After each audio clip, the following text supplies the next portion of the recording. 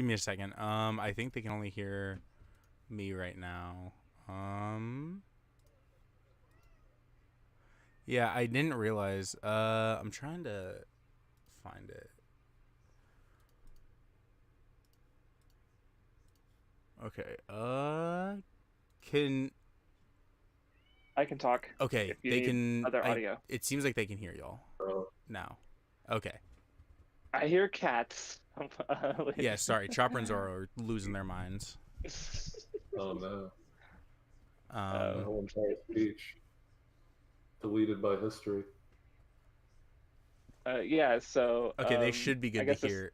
Yeah. No. I mean, to just recap really quickly, we're talking. So we're here with Hot Boy Spicy, and we're talking about Naruto, and specifically just talking about the way people, I guess, approach series in a larger sense.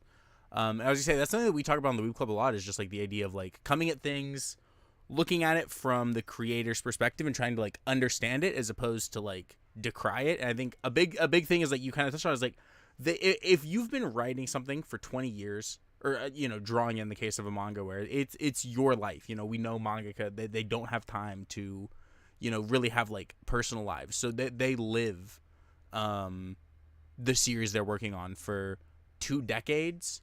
Chances are they probably have thought more about how it's going to end than you have, and they have a, They've a probably reason. forgotten more shit that we come to know, right? Like, because Hmm. it's so it's their fucking lives for just such a significant long amount of time, and like it was their part of a big part of their lives before it too. Like, I was thinking about it where I think I was going through one of my One Piece color walks, and I was just looking at like he has all these designs and sketches of like what characters looked like in his head, just trying to figure out what the character would be like. And that's where I came to that realization of like, yeah, Oda's literally forgotten more stuff of One Piece than I know. And I've been reading it for since 2006, and it's just like, yeah, or because he's probably just come up with ideas and discarded them so many times, and like what we're seeing is like the crystallization of like what he came to, and it's like, Yeah, yeah. but then like I think I saw a tweet of just like or fucking, oh, Gear 5 is the worst power up ever, it takes away all the tension, and it's like, Uh, brother, it's like, how do you read 1,000 chapters of One Piece and it's like, no, this isn't like, it's baffling to me. I don't fucking get it. I don't get how people can just like read with their eyes closed for years and just not like, oh my, it's so silly, it's so fucking weird, I don't get it. as much as I get clowned on for this by my community, because I do pull up the age card a little bit too much, probably. But I genuinely do think it's a little bit. It's like a level of like maturity. I think generally, as you age, your perspective kind of softens. Like I've noticed that with not just me, but with like many people. When I was younger, I was way more apt to want to like criticize everything. I was genuinely like trying to find um, faults in everything I consume.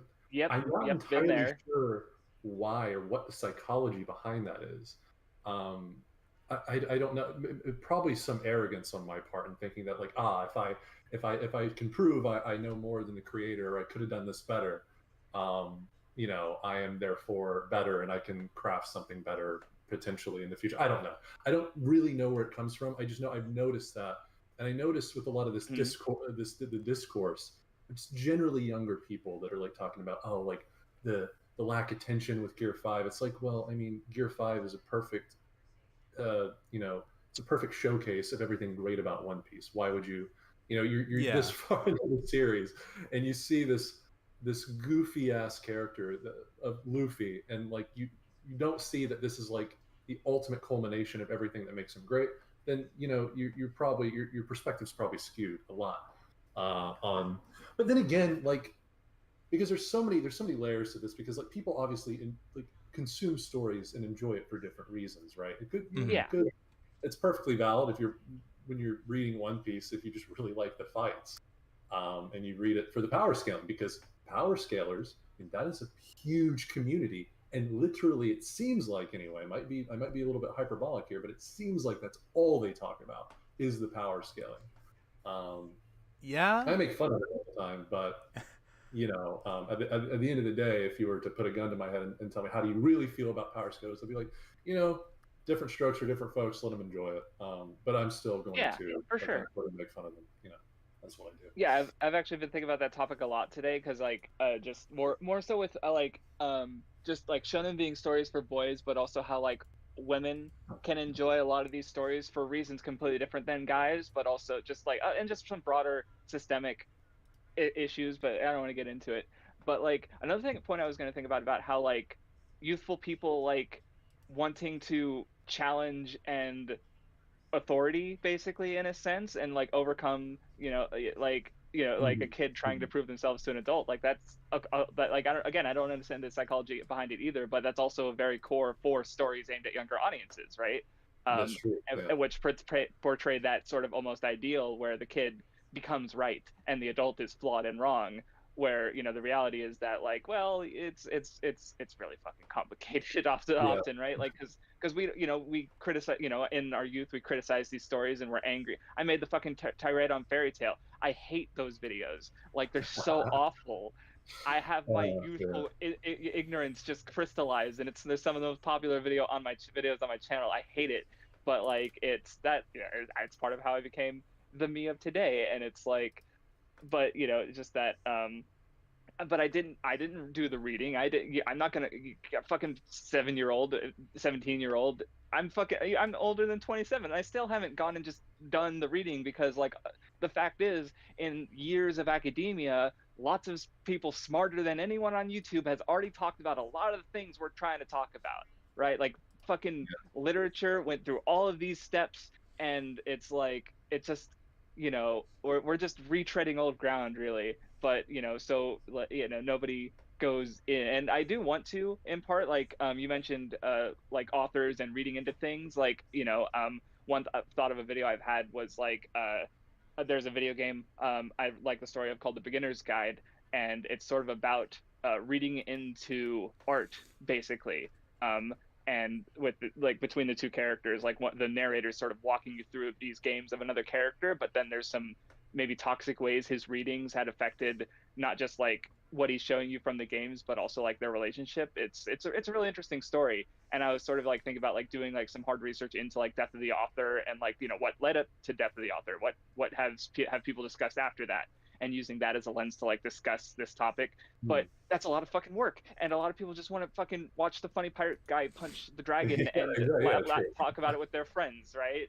I almost wonder if that's the biggest difference is because like even like Arabian Prince said in chat that like he feels like the older you get the higher your standards, and when you're younger you're like easily impressed in things. And I think that like the way I would phrase it is that like as you get older it's less necessarily that like you're not as critical, but I think people just figure out what they like. You know what I mean? Like everyone knows that 150-year-old guy who just like watches History Channel and that's it. And he's living his happiest life, And I think that's really the difference is that as people get older, you start to find what you like and you just kind of put yourself in that. And then most people won't branch out from that. And so then they stick in what they like. And then they're just less critical overall because they're sticking to what they know and what they like and what's comfortable. And so I think that's why also you get a lot of like the younger people are the ones that are criticizing things because it's a mix between maybe like people are just trying to watch Naruto because they feel like it's what everyone's talking about and they want to be a part of things, and they're not as comfortable with it themselves because they are younger, and so then they're trying out everything that's popular, and if they don't like it they don't have the ability to be like, well, maybe it just wasn't for me, so they just have to lash and take that outwards, and it's like, okay, well, the series was the problem because I didn't enjoy it. And it's just like a level of like peace that has to come with at a certain point, just being like, it's just not for me. Yeah, and it's also interesting because it's like I was just thinking about because Spicy, you were talking about you were also very critical and angry about Naruto. I was like that. I was older than you, but I was still like that at the time. Vindy, I remember like our first podcast together. You and what we're talking about how like Sasuke is a bad character, and like we've all three of us have had a 180 and when like no, actually Naruto's really fucking good, right?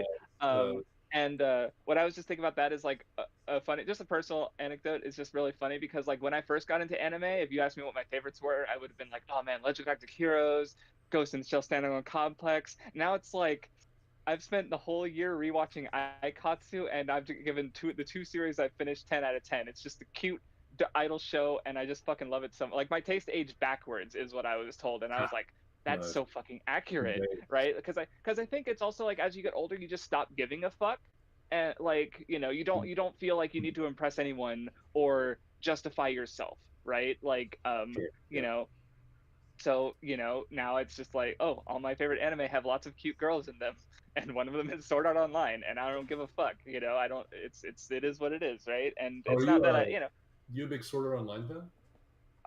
I watched it like 3 years ago. Well, okay, I watched like 9 episodes back when the first season aired, and I was like, I'm not into it, but that was also like a hypercritical period of my, yeah, I was Mm. like that back Yeah. then, and then I rewatched it a few years ago, or I watched it in full a few years ago, and it, I was blown away. It's so fucking interesting and also yeah, fun. Like Kirito's just a fucking goofball, but like I was legitimately getting a lot of it. I made 4 videos on it. Like I was pretty fucking satisfied. Like it was a good time. Yeah, it's yeah. So I don't really have an opinion on it, just because it's been since middle school since I've actually watched it. So I do for a rewatch if I ever get back. And it's just not. I honestly forgot it existed until you just mentioned it. I was like, oh my god, what Sword Art what I Online.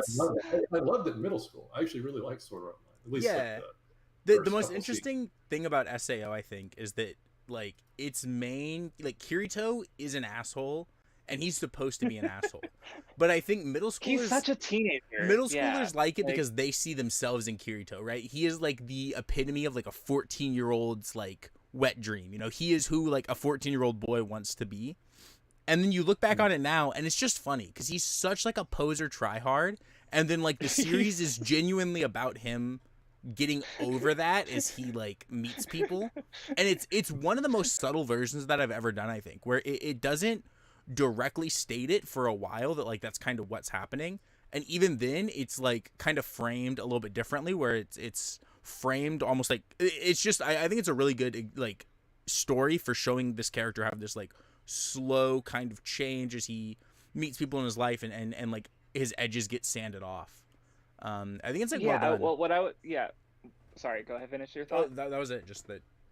Okay. Yeah, well, because I was thinking about it, because like a lot of people say, oh, he's this badass power fantasy, like, but what no one like seems to talk about is just how goofy he is. Like, there's the one scene where he's like talking with his sister outside of the house, and in like the cold of winter, and he like splashes some water down her shirt, and it's like, what's cool or badass about that? It's just like sibling energy of him just like fucking with his sibling. But it's just he just does so much like silly shit, or just gets like shit on, like, oh, I can fly. Okay, how do you stop? And he just fucking like the first time he lands is crashing into a wall. Like he's just such a goofball.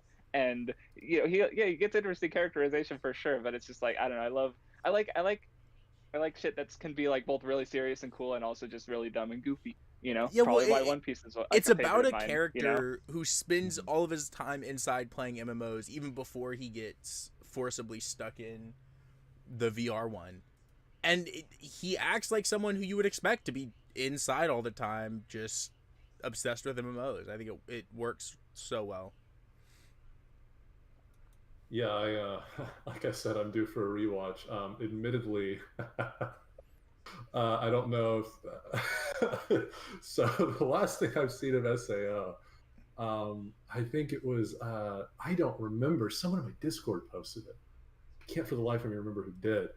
Apparently, it was something from one of the light novels where it's like you get to actually like experience Asuna and Kirito's like like sex Oh, is it sex the scene. the Oh, the, the the infamous. years of I knew blob? I Oh knew what you were yeah. referring to. Yeah. I So yeah. that's not the light novels. That's the original web novel, Oh, because he originally started posting it okay. on in 2002 online basically, and then eventually like sort of like Sosetsu ni Naru and all these other, like a lot of the isekai and modern light novels can come from online spaces primarily. Though this was predating that, like again 2002.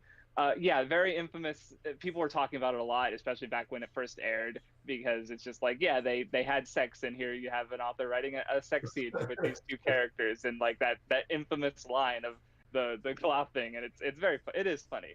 Yeah, Like, very much. I can see a lot of women enjoying that, because I know more women are really into the reading stuff to get off, and that's hey, we all got to get off somehow. So For me, when I was reading that, I was like, oh, this is like, I thought it was like fan made. I was like, oh, okay, cool. That this is pretty descriptive, nice. Um, and then I kind of went about my day, but then I went back and checked, and apparently it's legitimate. Like the author wrote that. And to be frank, I don't remember exactly what was in there, other than like the descriptions of like the sexual stuff. And I'm this is a really stupid question, but like, how do you feel about that? Well, wait. So is there a light novel, or is Sora light? Yes. Yeah, it's Okay. light novels. So Okay. it So was was that originally like a web amended? novel that was light novels often like there's like some level of revision there. Like there I've heard I don't read a huge amount of light novels, but I have heard in discussions that it's like there's sometimes differences between the web novel and the light novel, just because it's like you get the author gets a chance to tweak some of their story a little bit. But the light novel is generally considered like this is the version, and then it'll get adapted, and that'll be its own thing usually. Yeah, Okay, yeah, that's I'm my familiar with it understanding. a little bit. As I've read because I was reading Mushoku Tensei, and I was actually reading the web novel. I came to find out. Oh, as Yeah.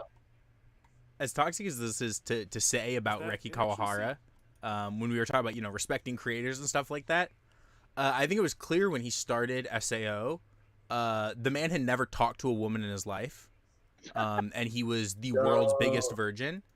And then one I of us, think one of us. it's clear as it goes, he he learns that women are people at a certain point. Not just like not even in terms of how he writes his female characters.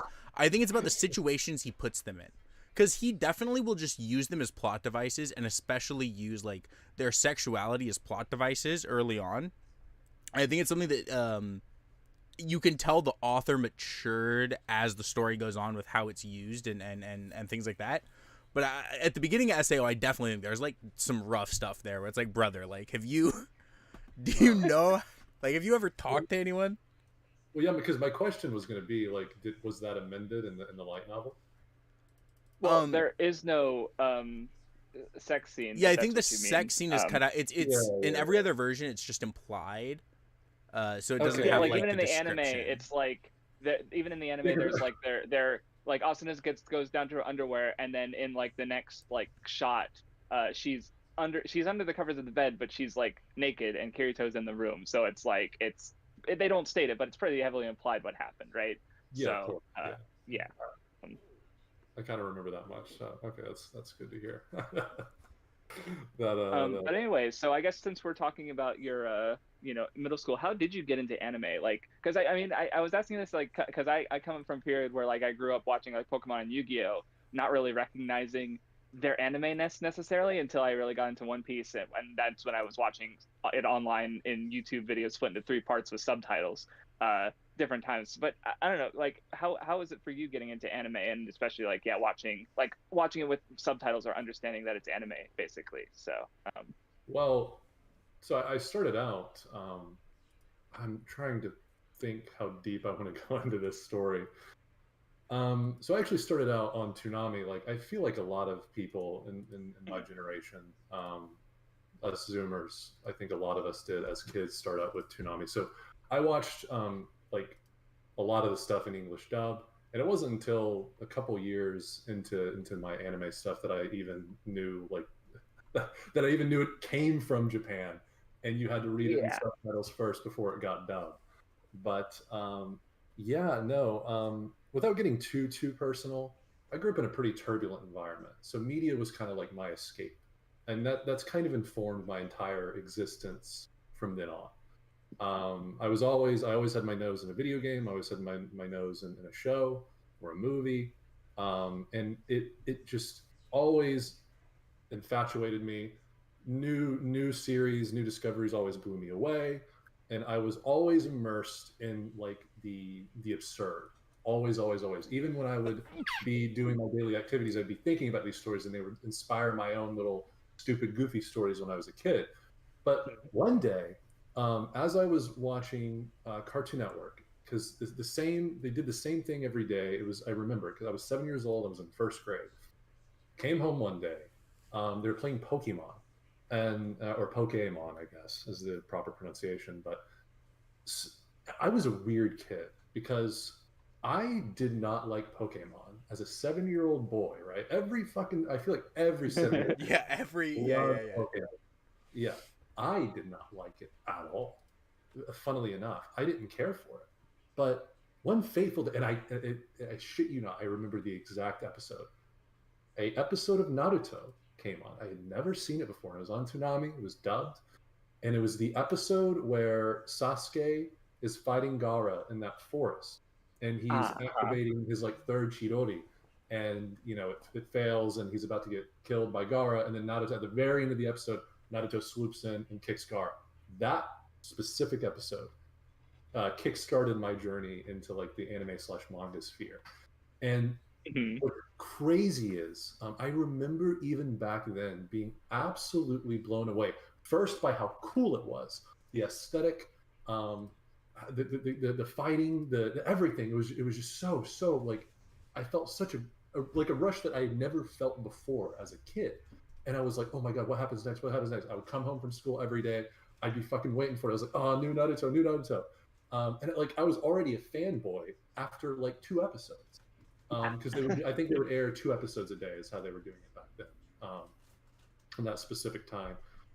But it's crazy because even back then, we get to the finale, and it doesn't end with like some like bombastic like haha you are defeated villain. I win again because I have the power of morality on my side. Instead, we get this boy who's essentially maybe without tears, but he's weeping for his enemy. Like he's showing immense empathy for him. And as a kid, like that blew me away. I had never seen anything like that before. And I was like, I didn't know what to think of it as a kid. I was like, this is like, I just wanted to see more, and I wanted to know more because it made me feel something I had never felt before. And that, that I never went back after that. I found more and more anime and manga because it's just stuff that I couldn't possibly experience if I stayed in like the Western realm of media.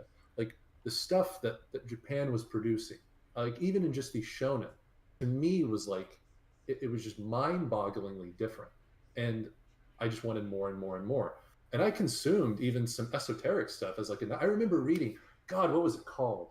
Oh, I was like 9 years old. It was my first like rom-com story, and I watched the anime. It was about oh, I wish I could remember the name. Maybe you guys know it. Describe it. Yeah. So it was a really tall girl and like a short guy. And Lovely Complex. Yes. Oh my god. Yes, that's what it was. Dude, I watched it as a 9-year-old. That's I, like, crazy. Really liked it. yeah, it's crazy, but. Yeah, so I was. I've never seen it. I just somehow I was like, hold on. It's good. I like Lovely Complex. Tall girl, short guy. I think it's love. It sounds like love. I just guessed, and it's okay. Yeah. Okay, that's so interesting for a 9-year-old too, just to think about, because like the entire point of that series is just like kind of like overcoming like gender stereotypes and breaking down like those barriers. So it's just I would agree with you more if I remembered much of it. Unfortunately, I don't. Oh, I do remember the short. Wasn't he a basketball player? Yeah, he was. Okay, cool. Yeah, I remember that much at least. And he did kind of a complex about being short. It's in the name. Yeah, and she has a complex about being tall. So at first they're just like totally not clicking, and then slowly they do. It's cute. Yeah. No, yeah, and. Pretty much that's I mean the rest of the story essentially is by the time I was in middle school, I started this huge fantasy series that I'm still working on to this day, and it's influenced heavily by the anime and manga I've consumed over the years. So that you're okay. Yeah, you started as in your this just it's just more my personal project. It's stuff I've always been doing. Yeah, I mean, I will say, as someone who has also spent a long amount of time thinking about certain stories, I'm really impressed that you haven't fucking thrown it away, because I also like got into I think it was actually I basically mostly write fan fiction, because for some reason I'm just mostly more interested in like iterating on other stories rather than creating my own. But directly, but I do remember in high school when I got into One Piece, I also was coming up with this like idea for a One Piece fanfic that just it became a monster, and like there were so many ways I was dissatisfied at a certain point. I just finally, I think I deleted it. I deleted the folder of all my notes and stuff, which I really shouldn't have done Oh, because yeah. I only remember wrote like 4 chapters out of it after like 5+ years of planning. So that's my frustration. But like even if I did, it's I still have the ideas and characters in my head and have iterated on them and made them, very different in some ways, but like they're still there. So I just want to say like good on you for being able to like continue grappling with this beast for such a period of time because I know that feeling, but I wasn't able to keep up in a sense. So or keep it up, but I keep going.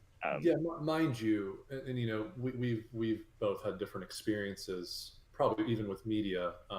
Definitely even with media.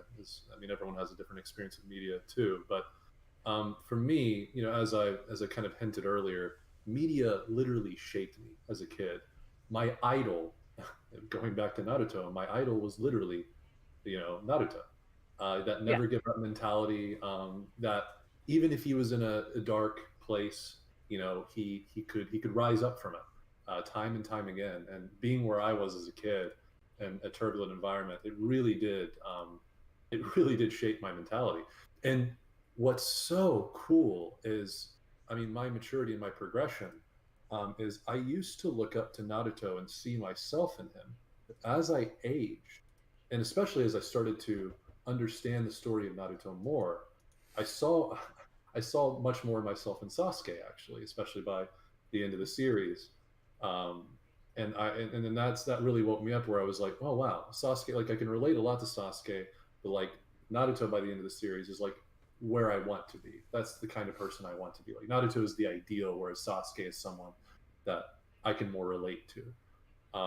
Which is exactly how Sasuke feels about it too. So Yeah, exactly. But yeah, because of that, because media shaped me, even my ideology growing up, it only makes sense, that I would be trying to give back to the media world to, try to help influence other people, hopefully, and I'm confident I will. That's one thing that sometimes will rub people the wrong way about me is generally, I'm only overconfident on a couple of things in my life, and that is the quality of the story I'm writing and most of the content I produce. I mean, if you talk about my older content, I'm the first person to criticize it.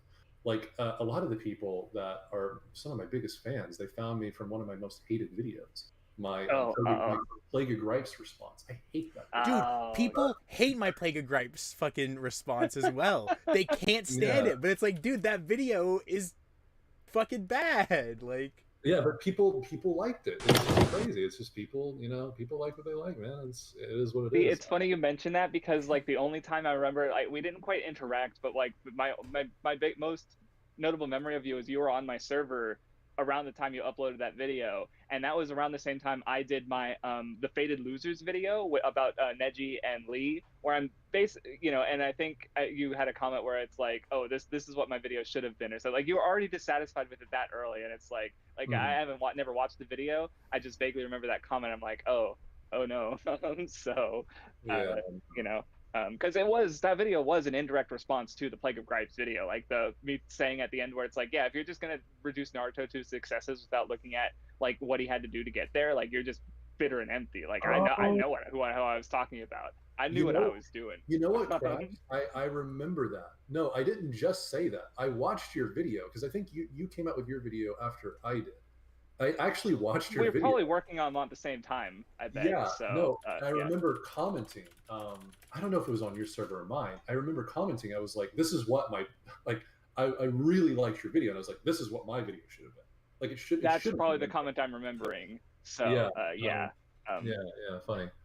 And by the way, going back to what you said about your fairy tale video, ironically enough, I think that's how I found out about you. Wait, no, because that's normal. That's normal. well, Yeah. I mean, Uh, here's the big revelation. I think I'm fairly certain because I did watch a little bit of MathWiz too, but I think more than MathWiz, I think you were one of the biggest, people on YouTube that kind of inspired me to make the similar style of content. Because See, I was wondering about that because I was watching your videos for the first time, and it's like, okay, this is like he's doing something that I kind of do in my videos, but going even harder into it. Because I'll sometimes make little like poetic like comments and stuff, Mhm. or Yeah. like just more like mostly as it's I more do it as a way to like kind of have fun with the scripts. Like to use my Wano video as an example, one little one is because Kaido is he has the whole playing card theme. I use the names of the suits in like I mentioned Kaido's club, Luffy's Will of Diamond, strength that Kaido has in spades, and Yeah. Yeah. Luffy's heart and soul. Like I mentioned the 4 suits in that section of the video, and like trying to get that because I would do more like that in my older stuff. Just again, but then I watch your videos and I'm like, hold I like Leonardo DiCaprio pointing meme, and I'm just like, hold on, I see something here. But it's like you go Yeah. farther with it in a really like you took hold of it and ran with it in a really neat way that makes your videos like a completely different experience, I think. So Yeah, I generally, and admittedly, I did it. I no, I can't say that entirely. I didn't like my first and foremost thought wasn't like, oh, I got to differentiate myself. It was more so like it was just more fun to write that way. And then I yeah. just got more and more into the poetic prose written scripts, and I was like, oh, I'm kind of making my own art form out of like writing, this like analysis video, right? But I've gotten most people really enjoy it. I've gotten some comments that say, hey, enough with the flowery words, get to the analysis. And I I'm like, mean, I go ahead, keep finish up I was that. going to Yeah. say that because I'm still a critic. I'll see these same people. They'll talk about other YouTubers. I won't name any names, and it's like these YouTubers who have like hours long videos of a character. It's like a character analysis, but if you watch the video, it's mostly just a story recap with some analysis Yeah. here and there. I And I'm so it's like, yeah, no, because I want to get to the point, and that's one thing I liked about your videos. It's just like you just hit the ground running, and I'm like, yes, I do this for a reason. I'm glad to see other people doing it because it's yeah, so obnoxious to just get because there's like I never watched it, but I was just like, there's a 37-minute video on Captain Kuro that has a shitload of views, and I'm like, look. I just watched the Maple Village arc.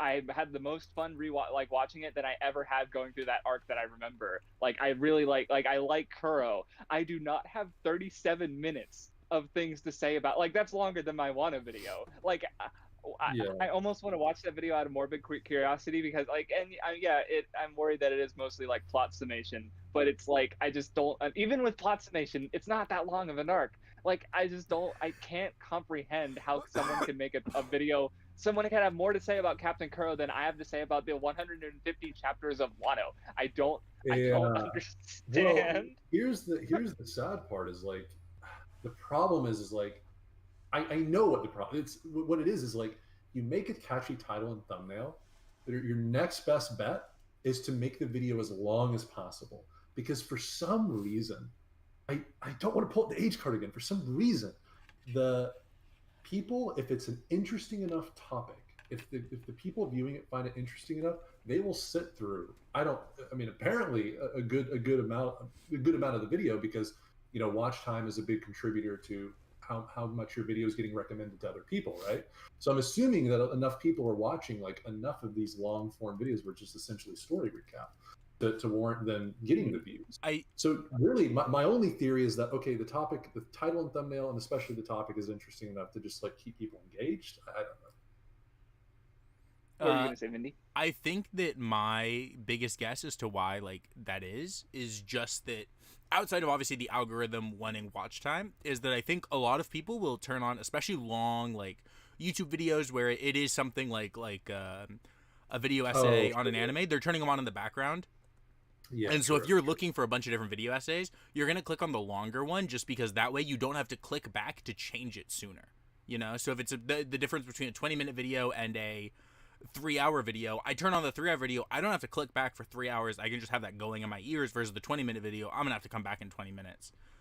Yeah, I completely forgot about the stimulation epidemic. Yeah. That's a big thing. Background noise is like a huge thing nowadays. Yeah, yeah. I mean, I'm even guilty of it too. So I can't. I'm not even one to talk. So I do it often.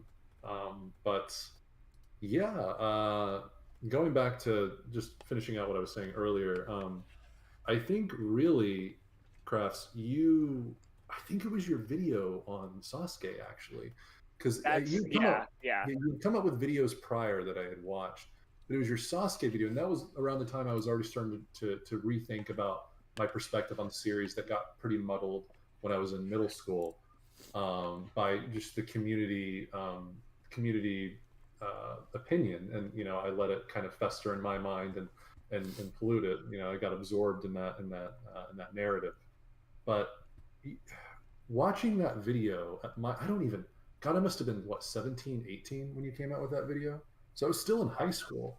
And I was already reevaluating my stance on Naruto, and then that video just blew me away. And I was like, wow, like people actually like care enough about these stories to think about it in a really profound way.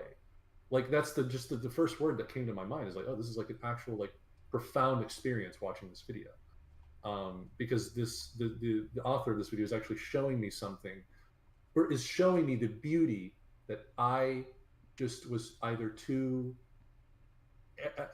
arrogant to see, or too dumb to see, or maybe all of the above, right?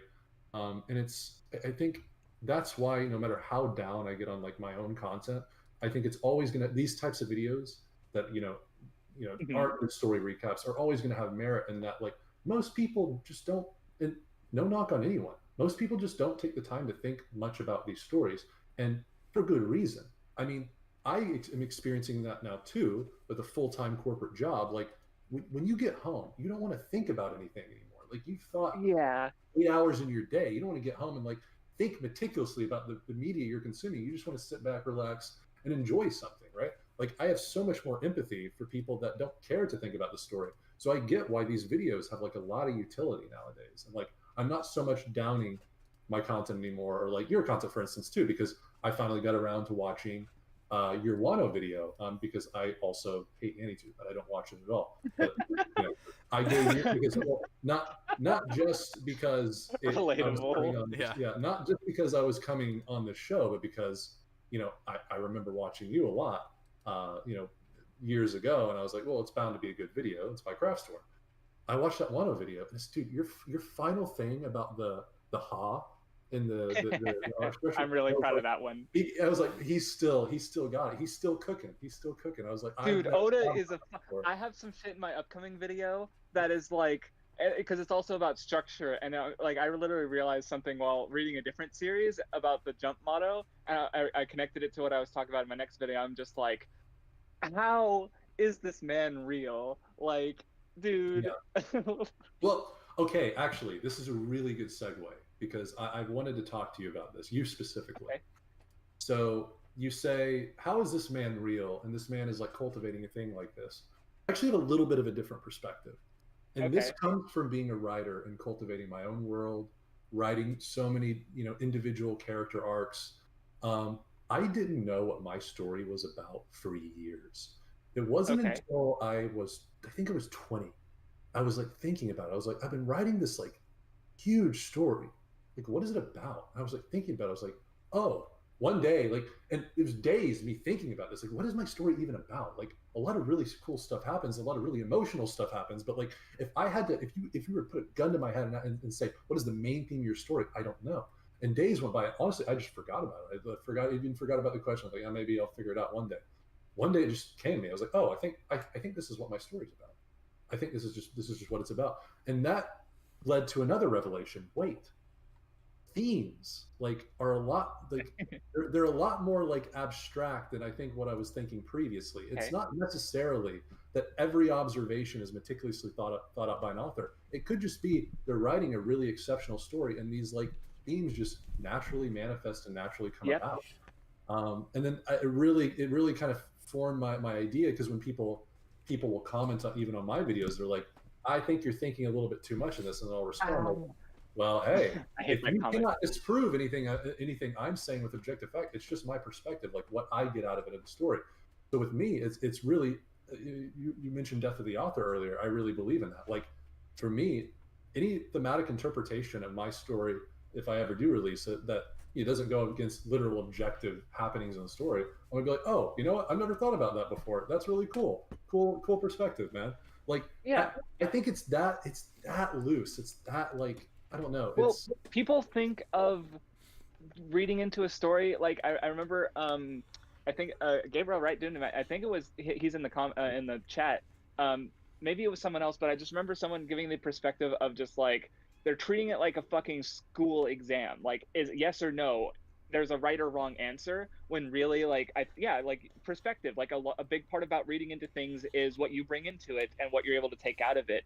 And like what so and I think especially like not only then how creators can take influence from things and go into their making their own stories, or how we can make these videos where we're expressing something about the series we like, is like we're taking we're seeing what the story is and getting something out of it, and then putting that back out there, right? Like, but we can only get our own perspectives, so to speak. I think I lost the thread somewhere in there of what I was trying to say.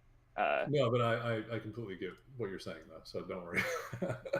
Yeah, no, it's really, I think for me, I think it's more beautiful when like a really cool like thematic through line comes about out of just like happenstance, rather than an author meticulously thinking about. I don't know if Yeah. I'm odd for thinking. I think that's cooler if it just naturally occurs. I fucking completely agree with it, because people always be like, "Oh, that's so brilliant. He planned every fucking thing out," and it's like he didn't. If you look at what this man says, like he when he introduced Miss Wednesday, he just went, "Oh, if you draw her hair down she looks like a princess. I'm gonna make that story about that." And ooh, look what's happening with Vivi now. She's like centrally important in some fucking.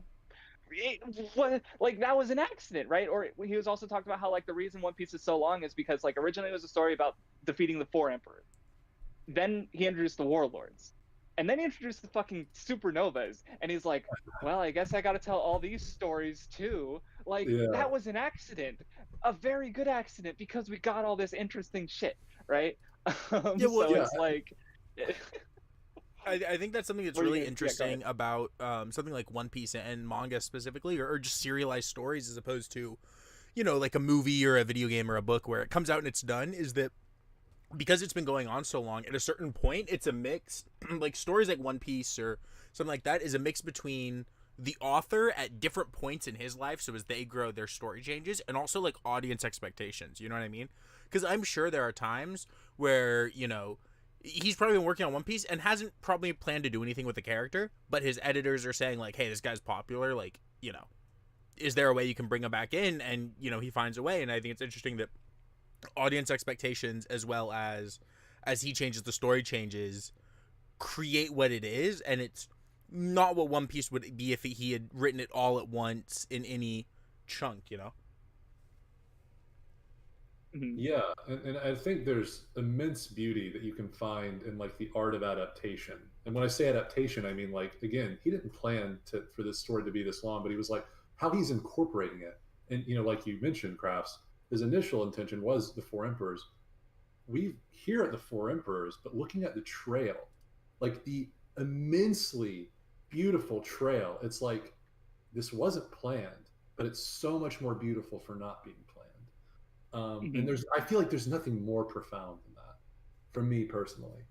Yeah, and I'm sure you might have the experience with your story that you're writing. Of course. But like, but because right now the biggest story that I finished is back from 2013. In 2013, I discovered a adventure game video series called Danganronpa that proceeded to change my life for the next 2 years, because I would eventually get inspired to go on to write what is now an 800,000 word fan fiction trilogy, focused on original characters going. And in regards to like that sort of serendipitous like discovery as you're writing, one of the characters I introduced in the first work of the trilogy, I realized she was maybe a little bit bland. Like I wasn't super into her. She was, really nice and polite and stuff, but like I was like, I need to add a wrinkle to this character. I think I just made her manipulative. This character proceeded to evolve into literally the main antagonist of the final entry of the franchise, and one of the most nuanced and well realized characters I'd ever written.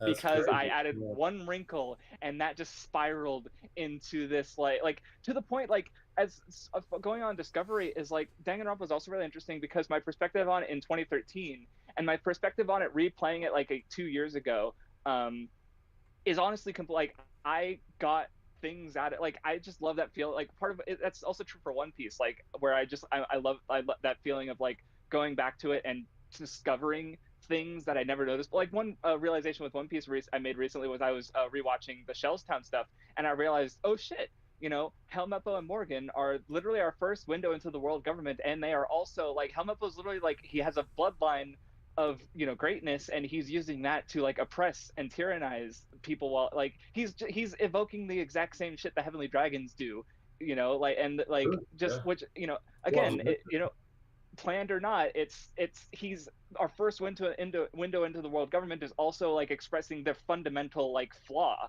and it's just like I didn't notice that before until rewatching it. It's like right. So mhm.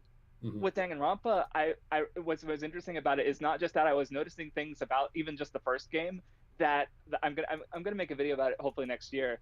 Um, that were I just thought were really interesting, but there were things I wrote in my fanfic that have to do with how certain main conflicts were resolved that happened to factor into the new idea. Like I was like accidentally building into ideas that because I went back and wrote an epilogue that I uploaded this year, and like so I was able to sort of fix some things or add to some things that needed to be fixed basically, and explore these new readings of the series I got that happened to work with some of the things that I accidentally wrote like in 2015, and I was like, what the fuck, like I don't know, it's just like, and that kind of thing absolutely gives me more respect for creators.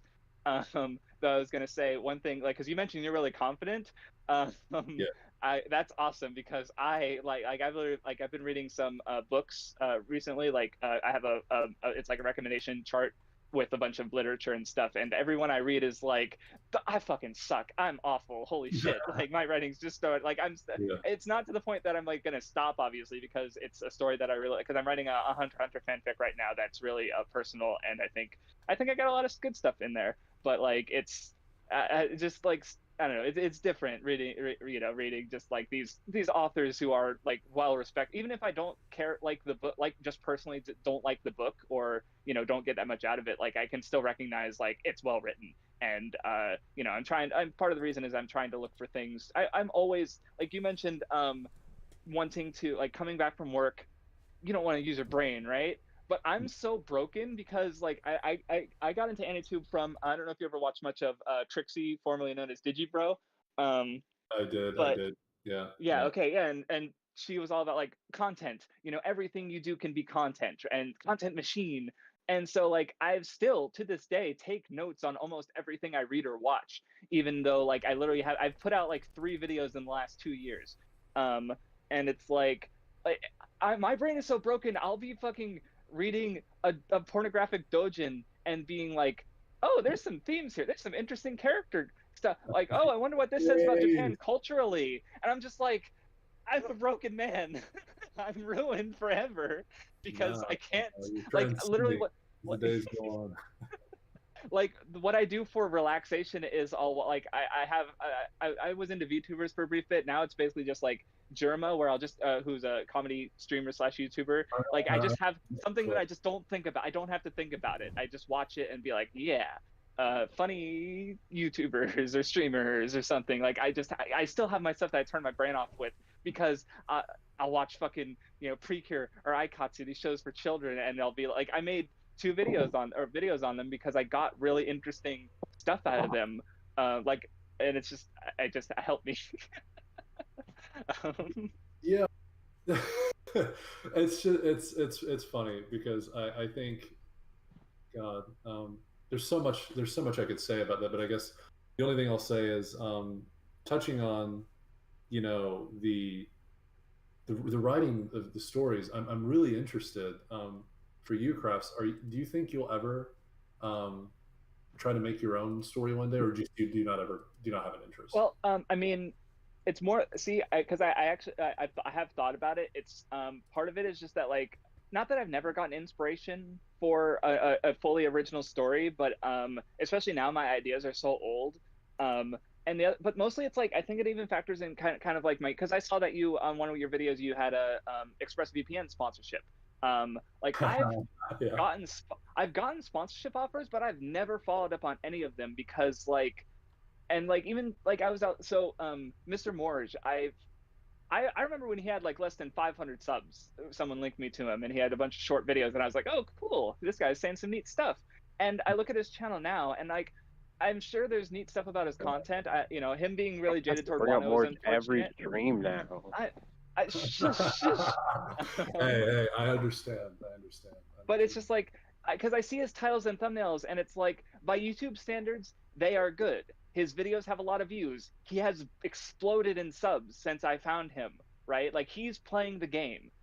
I don't think I want to play the game. I'm fine just doing my own thing and writing a fan fiction that maybe a few dozen, maybe a few hundred people are going to read. And because I've gotten comments on my Danganronpa stuff, and people like clicked with it. There were some really like positive comments that I've gone back and reread just because it's like, wow, like, and I've gotten that with my videos too. Like you mentioned my Sasuke video, and like that, I do feel like that video was a turning point for me, because it's like I've done other videos I still think are good before that, but just like where I was able to do this like, yeah, emotional video, and you use the word profound, where there was also an arc to it for me, because I remember making a point to my friend while reading Naruto Weekly when it was still coming out, of like, well, Joffrey from Game of Thrones is hateable on purpose. Sasuke is hateable because the author doesn't know what he's doing. Like that kind of point. Like True.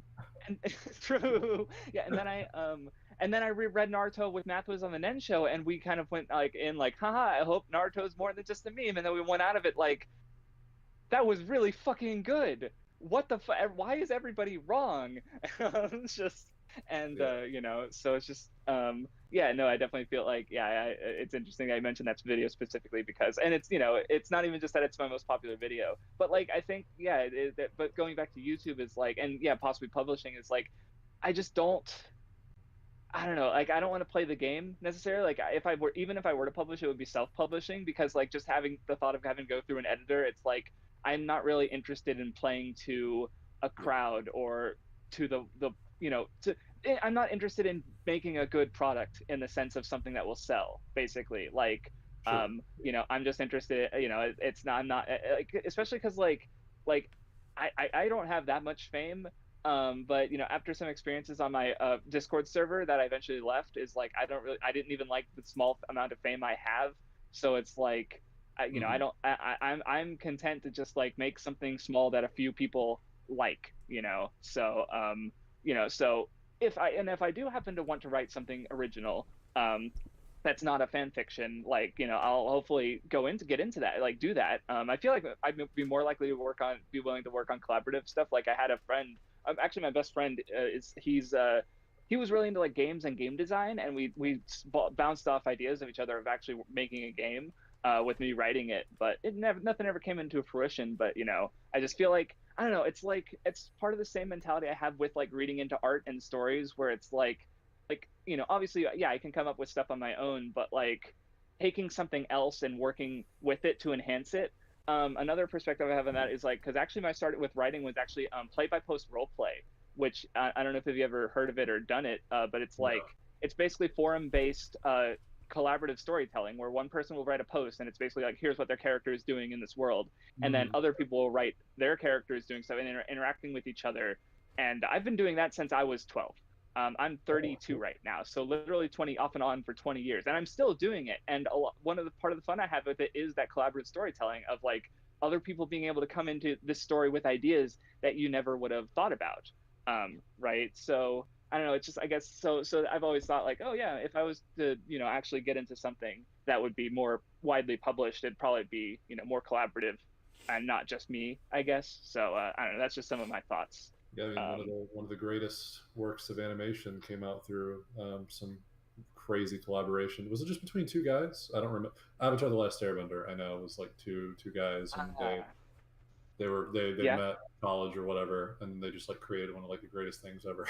It's just yeah. a little casual thing like that. So hey, that could be you next. You never know. Oh hey, yep. So I just saw Shabes in the comment in the chat. Had a neurons activation, but so yeah, I guess I mean, you already talked about it a little bit, but so more specifically, how did you get into doing like AnyTube? Like I mean, if you had more to add to it than what you already said. Yeah. So I don't know Like, how I much guess not just I doing it, don't know, but I I'll don't even know just like watching it. how much do I Um, want to expose myself here? Because I could really expose myself, like really hardcore. Um, I will. Screw it, I don't care. okay. So my introduction into YouTube, unfortunately, was you guys can I make fun of it in one of my old Sanji videos on my current channel. In like the very beginning of the video, I make a meme of it. I think it's called the pro. No, not I think. I know it's called the problem. It will never erase my mind. I'm lying by saying that. I think I know it's called the problem with Sanji lately. I was still in high school when I made that video, and I was, like I said, Oh. for my major character development when I hit around when I was 19. Out of curiosity. Sure. Yeah. What's up? How old are you right now? I am 24. Okay. Wait, what was the okay? Just, slotting it. Honestly, for me, it was figuring out what was going on in One Piece at the time. Okay. Gotcha. Yeah. So I had been caught up with One Piece since I was about 14. So that was like the 2017, 2018. That's what the Whole Cake start Island, of Whole probably? Cake, right? Like Zoe to beginning of Whole Cake. Yeah. Yeah. So it was like Luffy versus Sanji had already happened. The wedding, I think, was already taking place in the manga. I think Luffy versus Katakuri might have already been starting too. Maybe I'm pretty sure it had already begun and they were already fighting. But yeah, I made a. But no, yeah, because that sounds right. Because I'm looking at the videos, like my videos that say 5 years ago, and that would have been Beyond Blood would have been around then. So which was yeah. But anyway, go ahead. Yeah, so I think as I said, that video I think was before I really tried to start taking more of like your approach, Crafts, where I was really like trying to tweak my perspective. But around the time I was about 19, closer to 20, I really started like trying to understand.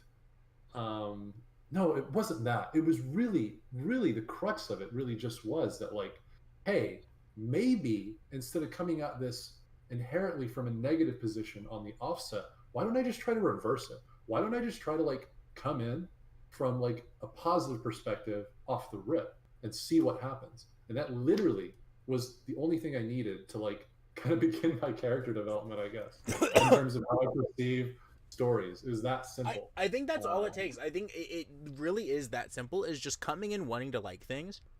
I think so many people get so caught up with not doing that, or they get so caught up in like hearing this series is this, so I'm gonna expect it to be this, or expect it to be exactly what I want. Yeah. Instead of just like, I don't know what it is, but I hope it's good. Yeah. I mean, like, once you're going into something negative, you're just gonna literally search for like, okay, why do people dislike this? So I'm gonna like subconsciously try to confirm this bias that I already put in my head. Exactly. Yeah, and I fell prey to that time and time again when I was younger. I really, we already talked about it. It was probably maybe something to do with arrogance. Maybe some. I just really wanted to be able to show authority that, hey, I know more, because it really fueled my ego at the time. And I'm that's probably a lot of what it was. I was, and even now that still rubs off on. I mean, I've gotten into some even in recent years. I've gotten into some debacles, like even publicly on YouTube, because I'm pretty outspoken on AniTube content and stuff. Probably I was a little bit too outspoken. I mean, yeah, we know what that's like. We have a whole series on this channel that we haven't done in a while, but where we would watch just the average, honestly, like we would act like they were the worst videos we've ever seen, just the average AniTube video, and talk about them, and we would get stun locked on these videos for like 3 hours sometimes. I think our JoJo, the Mother's Basement JoJo one, you and me talked about for 3 hours. I'm pretty sure. Well, okay, less than 3 hours, because we also like have the whole part of video it's in there, the like, video, but so like 20 minutes was just the Mother's Basement video. The other 2 hours and 40 minutes was just us being like, brother, you can't skip parts. That's all it could have been. It could have just been like, because it was his video about you can just skip parts, where he introduced like the basement reading order, and it really could have just been like a 5-second response where it's just like, no, you can't. But we went in. But yeah, anyway, go ahead. oh my god, you guys, the irony. You guys are critiquing these long-winded, no brevity ass videos that go into story recap for 3 hours. Oh, SMH. You guys are doing the very thing you swore to Shit, destroy. exposed. Yeah. Fucking, we got. You have to leave the podcast now. It's just a regular episode. Yeah. All right. No, I'm. Sorry. Another one of my controversies. They're coming up. You came here to start beef, spicy beef. Yeah, I am known to be a little bit of a debater, but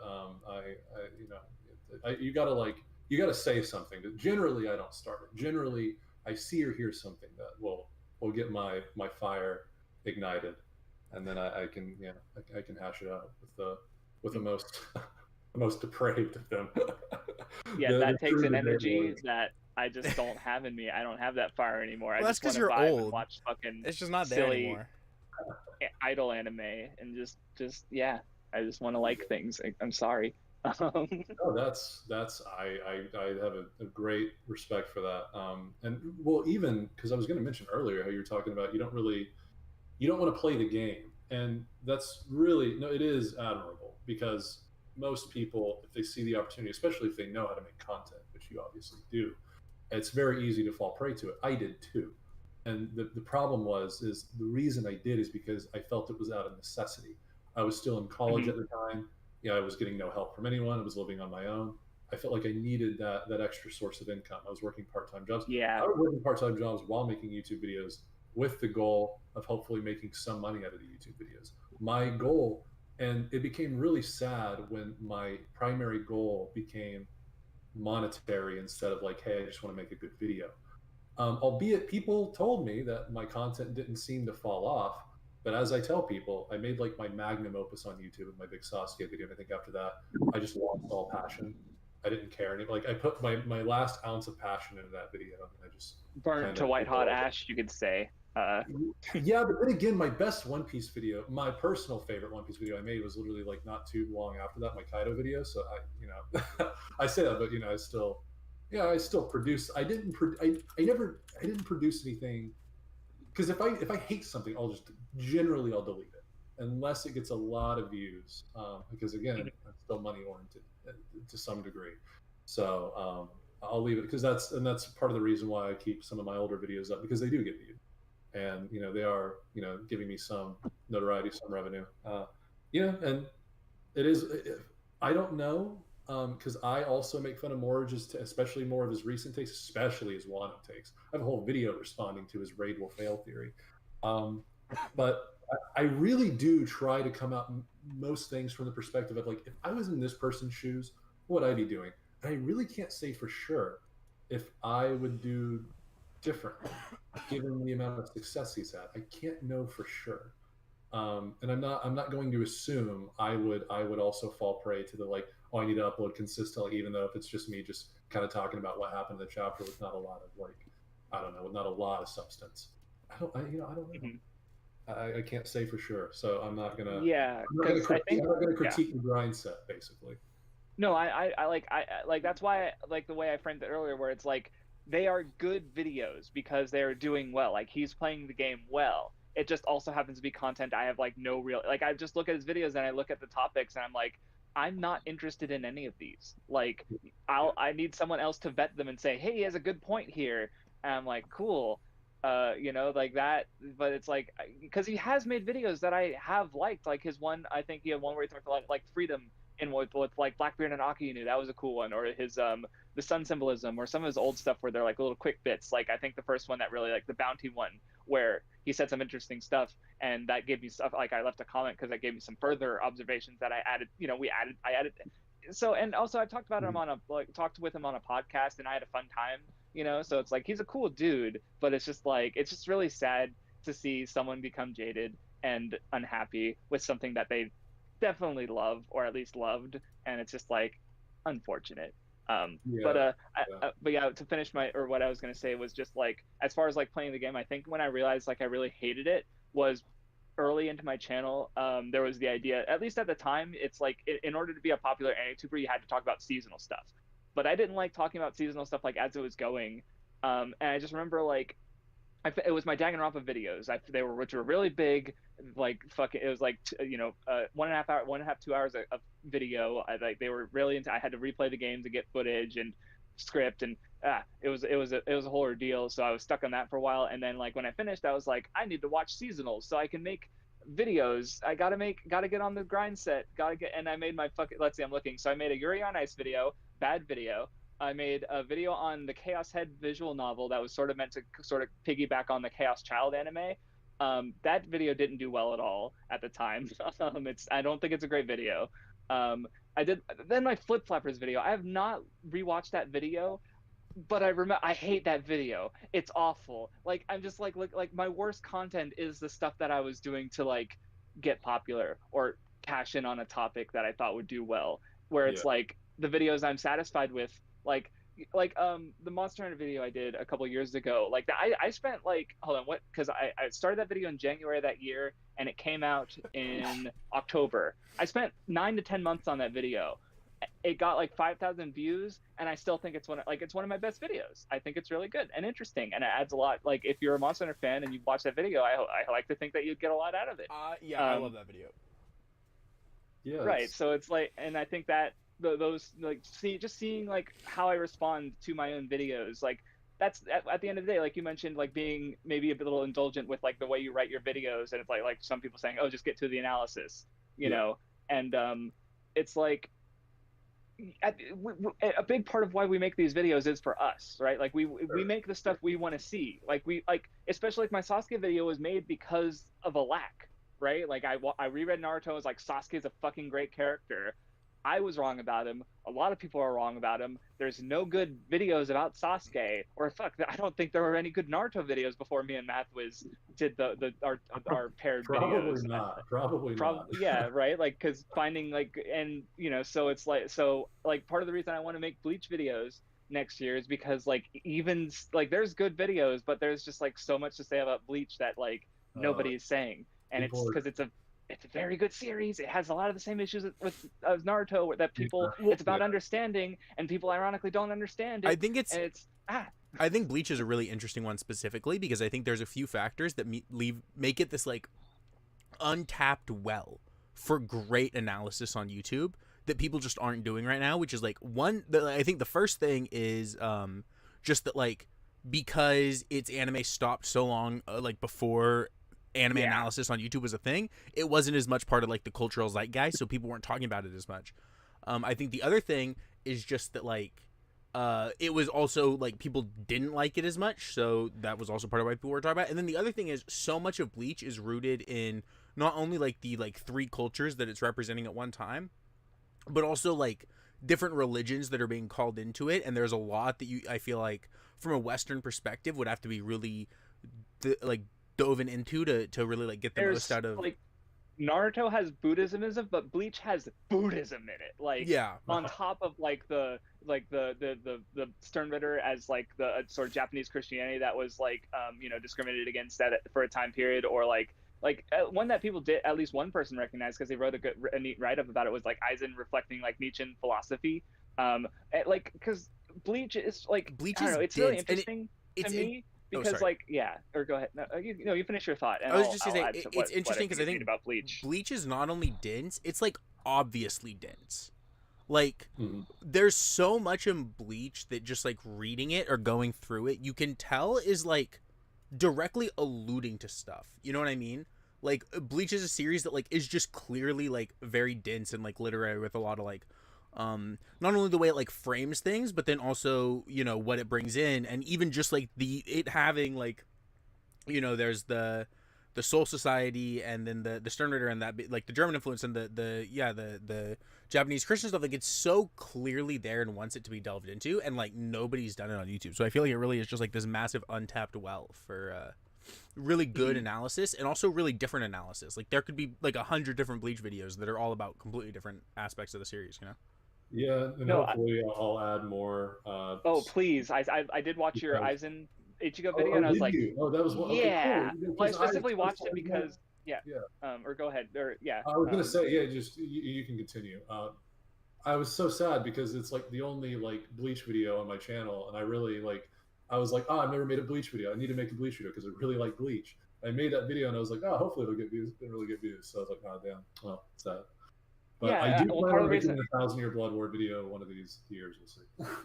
yeah, part of the I reason feel like I wanted to watch it was because like it's like it was like the one point of like not One Piece or Naruto. Like I'm looking to see of like, okay, what videos do I want to watch before I talk to this man? And I saw like the one Bleach video among all these One Piece and Naruto videos. And I'm like, I should definitely watch that one. And yeah, it was good and interesting. And you framed like Ichigo's whole arc in Arrancar, and it was cool. And I'm like, yeah, good, well reasoned, positive Bleach analysis. I needed in my veins because no, like the only other, like I'm pretty sure it's like I have my two videos on Aizen and Ruki and Renji, and then what the what's videos like on his personal one, his Orihime one, his Kenpachi one, like those are all strong videos.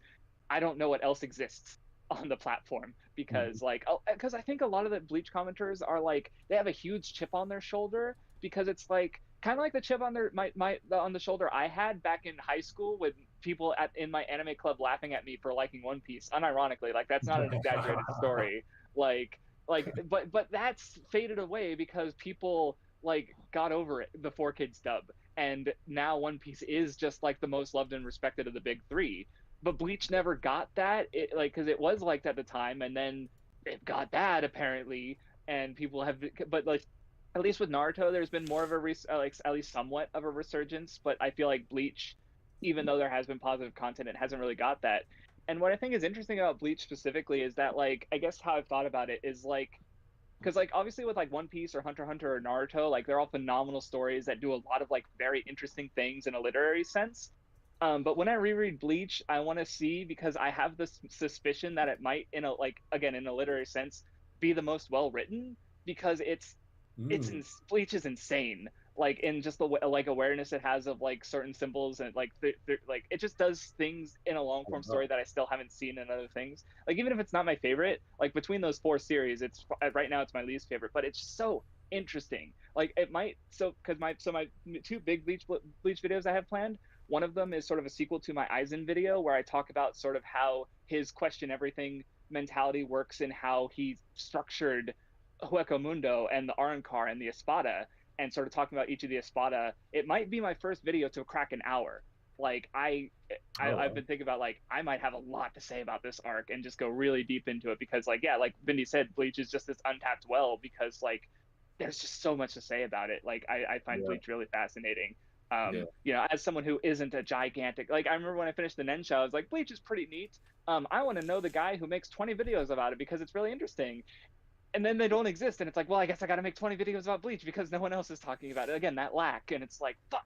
I think one of the big differences between Bleach and One Piece and Naruto, like, comes down to just like Ichigo as a protagonist being so different than Luffy and Naruto because like he's definitely not as much of the character who wears his emotions on his sleeves and will like be directly telling you at least the core of like what's going on and like what he's striving for. Like he does, but like I think Bleach is more subtle in a way that like people aren't prepared to engage with in comparison to Naruto or One Piece, so it kind of throws like a lot of people off. And I don't use like subtle as like oh like I'm not using subtle in like a positive or negative way, just more like neutrally because I don't think it makes it like better or anything. But like I do think that's kind of a difference that's like really an issue when it comes to like analyzing Bleach for people. Yeah, I definitely think Kubo. Go ahead. I was going to say, now that you mention it, just real quick, it is. I do think it is more subtle for sure, and I think that's why analyzing it is a lot of fun. Making that video was a lot of fun, and I want to make another one, because especially 1,000 Year Blood War, especially with the discourse around its ending and stuff, and it feeling rushed. Yeah, for sure. But yeah, keep going. Well, because I think like because the way you mention it, like Ichigo especially, he doesn't say everything, right? He doesn't wear his heart on his sleeve in a sense, so you do have to like focus and read into him. Because I was even thinking about like why that's different from because Luffy is also the same way in that like, or at least how Oda puts it is like Luffy is a man of action, right? Like he just does things, and we don't have any internal monologue. We don't get into his head at all, literally. Like we just have to infer who he is based on how he acts.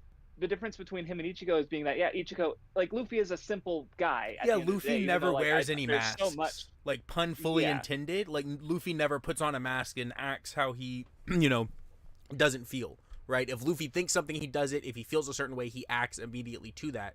Whereas Ichigo is a character that, you know, at times in the story is deceptive and is holding back or is acting one way when he feels a different. Understand himself, right? Like in your Bleach video, you talked about that, where it's like when he's fighting Grimjow, he doesn't even recognize his own like love of fighting and how that how that's hindering him in a way, and like where that was the whole thing in your video, where by Aizen, it's like, yeah, I like fighting. He's come to that circle of understanding, and it's like, but it's like, not. I feel like Go when even if someone's still like stuck on like the old like, oh, Naruto's about hard work thing, if you were like to tell them about like, oh, the cycle of hatred, understanding, and these like different ideas of Naruto, like they would register that those things are there, and I don't think they would like deny that. Whereas with like Bleach, a lot of like the ideas you could talk about, I just don't even think a lot of people would like subconsciously kind of understand some of these things are there,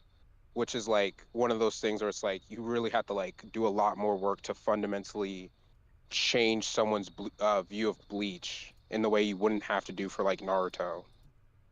Yeah, that makes sense. Like, you have to do a lot more like groundwork before making your argument. I was even thinking about that, and like because, I feel like with some go ahead. people, it feels like they're almost like there's a lot less hope for them to come around on Bleach, I feel like.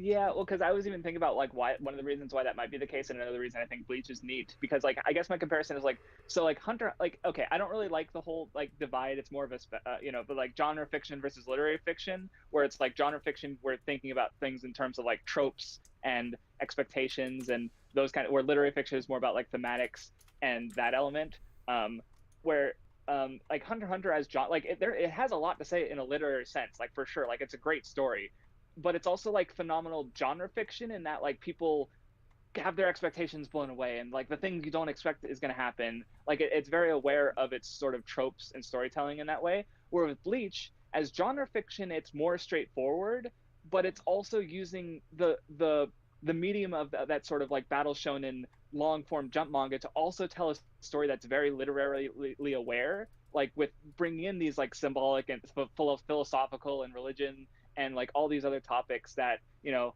and in these ways. And it's just like, I don't know, it's really interesting and to me to think about that way. And that might also be part of why, because like if you just go into Bleach wanting cool fights and cool, like it, because it's so aesthetic, right? Like the characters look cool, the powers, like it's, you know, the art in the manga, like Kubo's a phenomenal artist, holy shit. Like if you but if you, and there's so much to dig into in a literary thematic sense, but you get this kind of weird middle ground where the people who think of it like, who like maybe aren't looking at it in the sense of it, oh, Bleach has a lot going on, it's really deep, guys. They're not getting that, but they're not satisfied with the genre stuff either, so because they're just kind of like angry about it. Yeah, like right? If you've experienced a bunch of battle shonen and you feel like you know where it's going, you can start Bleach and pretty clearly see at any point in the story, except for I guess some of the major twists that come in Thousand Year Blood War. But you know what I mean? Like you start like an arc and you're like, oh yeah, okay, they're going to save their friend with their friends. I got it. And then the next arc, you're like, they're going to save their friends with their friends. I got it. Yeah, no, and even because you're referencing my video a lot, Crafts, and I'm even going back to how I started the process of making that video. When I was thinking about Ichigo's character arc in Arankar, I was really thinking about that fight, and I was like, I started there. I was like, why does Ichigo choose to not just end the fight the moment it started? Because he could have very well done that, and immediately when I asked the question, I found the answer. I was like, oh my god. Wait, this traces back all the way back here. This is a whole character arc. And like in the process of thinking about the fight, I'm learning so much more about the character, which is actually something I was going to segue into earlier. I don't remember what we were talking about, but people are generally surprised when I say a lot of my video writing, a lot of the observations, I don't even have pre-planned. I just start writing the script and it just kind of comes to me as I'm writing. No, that's normal. Yeah, it's that haphazard with me. It's like there's really definitely like, I'll go in with the ideas, but sometimes they'll come to me as I'm writing them, for sure. Like that definitely, that's not unusual, for sure.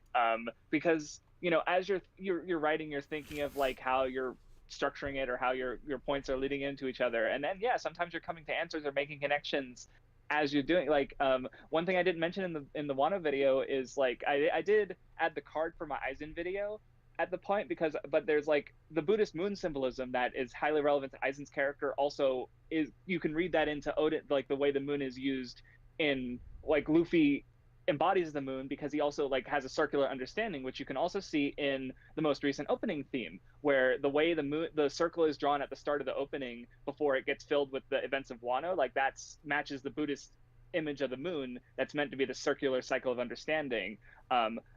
And the way the continually reference has circular imagery because like fun and enjoyment is the understanding part. Like they get it, you know, and it's just like, but I didn't think about that until like the video was, I'd already recorded it, and I'm like, oh yeah, it matches this idea.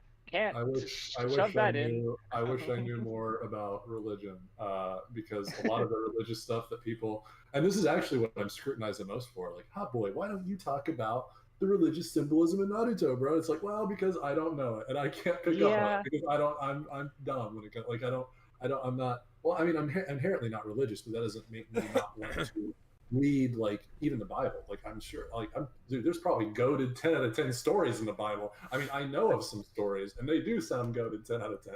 So it's not like, it's not for like a lack of like, oh, it's going to be boring and I'm not religious. It's just, you know, I've gotten around to it yet. One of these days. Well, that ties into a question I was thinking about asking both of y'all, because anytime I think of like an idea for a video, like for example, I finished like God of War Ragnarok last night, and like part of me wants to make a video about like Kratos in that game and about like what that game says about like, can a person change, and like the way that ties into like characters trying to change their fate, because the game sets up fate is like fate is not like people seeing the future, but the outcome of your logical choices through the assumption that you don't change. But like when I think about like the process of like making a video for that, it's like I get stuck in wanting to do too much, like I guess like prep work, where it's like, okay, well if I were to make a video about that game, I would want to replay all the God of War games and read a good amount of Greek mythology and read a good amount of Norse mythology, and like make sure that like my now it's a giant research project. Right, now it's like this thing that's like months of time for one video about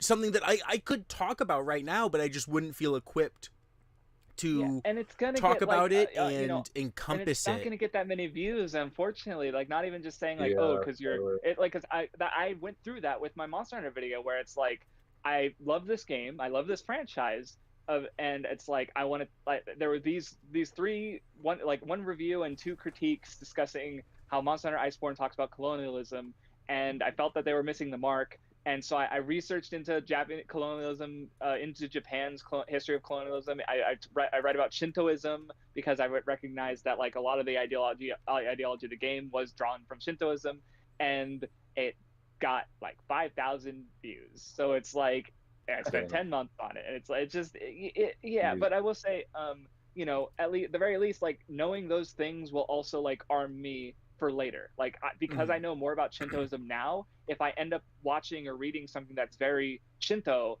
I can like, I know that and I'll understand those angles. Sort of like, actually, like part of the reason I you know, like with Bleach, like part of the reason I know as much about the Buddhism that I do now is because of Bleach, basically, because it's all there. And it's you know, so but I'll probably do more research into it at some point. But it's just like, yeah, it just takes time, and is it worth it at the end of the day? Yeah, it's I can, yeah.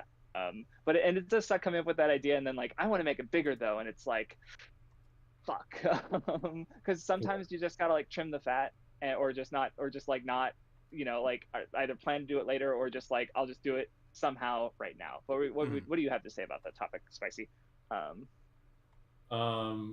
Yeah, for me, it's a little bit, I don't know. I don't tend to worry too much about like, oh, am I going to miss this? Oh, am I going to miss this? Like I have an interpretation, and if I feel like it's cool enough, I just dive into it, because I know from prior experience, as I'm writing, I'm going to get more and more ideas.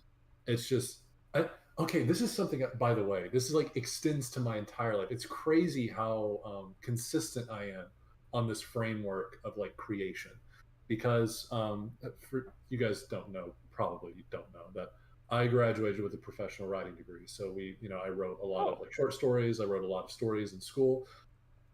All of them people would read, even my peers would read. They go, "Oh, it's pretty good," and I'd look at them straight in the face. I kid you not, I tell them, "No, it actually sucks. I actually hate this story." And then they'd always be like, what story's decent?" I'm like, "No, you don't understand. Like, what I'm writing on my own is like far better than this." And I know why. I know that there's a fundamental difference between how I write in class when I'm forced to do it and how I write when I'm just completely inspired. It's crazy. It's on one hand, I have to think so much. I have to be so deliberate, and the end product is like so whatever. And on the other hand, when I'm doing it on my own, I just get a dose of inspiration. I don't think about it. It's super fluid. And I've described it before. This is what it's like. This is the only thing I can really, this is the only analogy I can give to make it make sense, I think, is it's not as if I'm like creating a puzzle. It's as if a puzzle piece is already in existence and I'm just finding a new puzzle piece and I'm putting it where it's supposed to go. I just know where it's supposed to go. That's what it's like to me to write this story I've been writing for years. And it's that intuitive, it's that fluid. And what's crazy is I don't think about it. It just works and it's so good. Whereas when I was in my scholastic shit, I would be racking my brain like, oh, I got this, God, I got a new short story assignment. It's got to be 5,000 words. Oh my God, like I need to make this character do this. I need to make this character do this. Otherwise, I'm not going to have enough work out. And it was just dog shit compared to what I'm writing just by not thinking about it. Just by like intuitively going like, oh, that's a cool idea. Oh, wait, it'll fit here in my story. Oh, that's like brilliant. This is good. 10 out of 10, peak fiction. But on the other hand, it's like, oh, I'm thinking so hard, like fucking, like God, I need this story. I need it to be good, and it's always bad. It's just like the story of my life, basically. that's just the two sides of my. I have to either be like not trying too hard and like completely inspired, or if I'm trying really hard, I'm just going to produce something I hate. That's just how it's going for me. And that's the game with YouTube videos. Yeah, I just get a cool idea, and I'm like, okay, I'm just going to do it. Just going to be intuitive about it. And as I'm writing that cool idea, more ideas blossom just by me starting the process. It's just weird. That's just how I work. I see. I completely feel that in the sense that like just recently, like literally yesterday, I felt like I wrote the worst thing that I've written in like a long time because it was for class and like I really, really did not want to write that. But the deadline was like so short and it was one of those things where like class was canceled, but we still got like an assignment the day class was canceled. So you just had to like look at the notifications. You had like, it wasn't like he was there in class to mention it. So like by the time I looked, I was kind of like a little busy, so I couldn't do it immediately. So I had to do it the next day, and then it was just like I just kind of shat out some dog shit and rolled with it, and I felt like kind of fucking bad about it. Yeah. I mean, if you get a good grade, fuck it, right? So That's kind of unfortunately how it works. You know, that's I've seen Neil deGrasse Tyson actually talk about this recently, and he's pretty accurate with the whole. It's just I think it's so backwards how we the education system. I do feel like that's true. yeah. I feel like right now I'm trying to like understand a little bit better the things that are worth really sinking my time into, like writing the best that I can versus like I have to like just allow this to be like bad to me, even though like I could theoretically make it better with more time. Because I think a lot of it when at least for me, I don't know if it's the same for you, whenever I'm doing something that I know other people are going to read, there's a little bit of my ego there where like I feel like I need to impress them, but like I need to kind of let go of that when like I personally know that this specific thing that I'm writing isn't like where my heart is or like what I'm interested in doing. And if I just let go of like trying to look good all the time with things that I write, then I have more time to write the things that like I care about and actually want to do something with and will like remember. See, it's Yeah. interesting you mentioned like just writing something because writing something bad or even that you think it's bad because you feel like because I guess how my process goes is because I come from that background of play by post role play and like if someone is expecting waiting on a post from you, you have to get it out or the role play is going to die and people are going to lose interest, right? So I've realized that I have this ability to just write things even again if I don't think they're good. And one piece of advice I have given for people who struggle to write stuff is like, just write it and let it be bad, and then go back to it later and make it good, right? Yeah, Because like that, like I think one of my favorite Good scripts that I've advice. written is my Luffy video, because I wrote that and I look back and I'm like, this is a fucking mess. And then Oh my I literally I sat down, I restructured it. Okay, maybe if I talk about this here instead, and I think it's one of my best videos. Like it's just Oh my God, like Crafts, that's actually crazy. That because one of my best videos too. Well, I mean, you can, I don't know if I would consider it one of my best videos nowadays, but back then, definitely. The only script I had a supreme amount of trouble on was my Burden of Power and Naruto video, because the initial script, I don't know what it was. I wasn't. I don't know. It was just so bare bones. It was lacking so much, and I just kept going back to it and like adding more and more, and eventually like it became like a pretty good video. And I was like, oh wow, like I was about ready to give up. I don't remember who I was messaging one night. I was like, I'm about to, like, it's a really cool idea, like a really cool topic, but like the script just dog shit. It just sucks so much. And then yeah, I eventually got around, went back to it, and it became a good video. It's the only script, from my recollection anyway, it's the only script that I've ever had to do that for. But yeah, and I think for most people, that's generally how it is, from my understanding. So that's, I think, really good advice. Is yeah, let it be shit at first. Who cares? Because you can always go back to it and edit as much as you want before you release it. yeah, Right? like, well, it's just interesting to think about it, because I've been thinking about it since you've been talking about like your writing process with the story that you've been writing since middle school, that where you're like, oh yeah, it's really good, where I'm like, because like going back to like just like thinking of things in a literary way, like I'll literally be like describing it, like opening a scene, like okay, like there are like what time of day is it, what's the weather, what are they eating, and I'm thinking of like if I try to think of everything in a sense of just like, but what does it mean for the story, for like not just like the mood it's Yeah. setting or anything, like I just get so overwhelmed and eventually Oh, really? exhausted that I kind of just, because at the end of the day I'm like, I just want to write the story and get it out there. Like like you've been working on the story for 10 years about, from the sounds of it, right? Oh, yeah, over a decade now. Yeah, Yeah, yeah. there you go. So and it's like so it's not like I'm gonna rush the story, but it's like I just think it's easier to work with something if I have it all complete in front of me. It's easier for me to revise it than it is to write it in the first place. Because I know for some people that's not true, where the revision process is the harder part. Um, but in my case, it's definitely for me the easier part. So that's where I came to my like, just write it even if it's bad, and then come back to it and make it good later. Yeah, and So this might be the okay. Just for we don't have to keep talking about like my writing stuff. I didn't actually plan to get this deep into it, but last thing I'll say, if we want to switch topics, is it's actually amazing, and this might sound unbelievable, but it is just true. Like I will die on this hill if my work ever comes out. The things I wrote like intuitively for this, still the same story I've been writing when I was like 13, 14, all the way back then, little me, brain blasting out here. That stuff, a lot of that stuff is better than anything I wrote in college.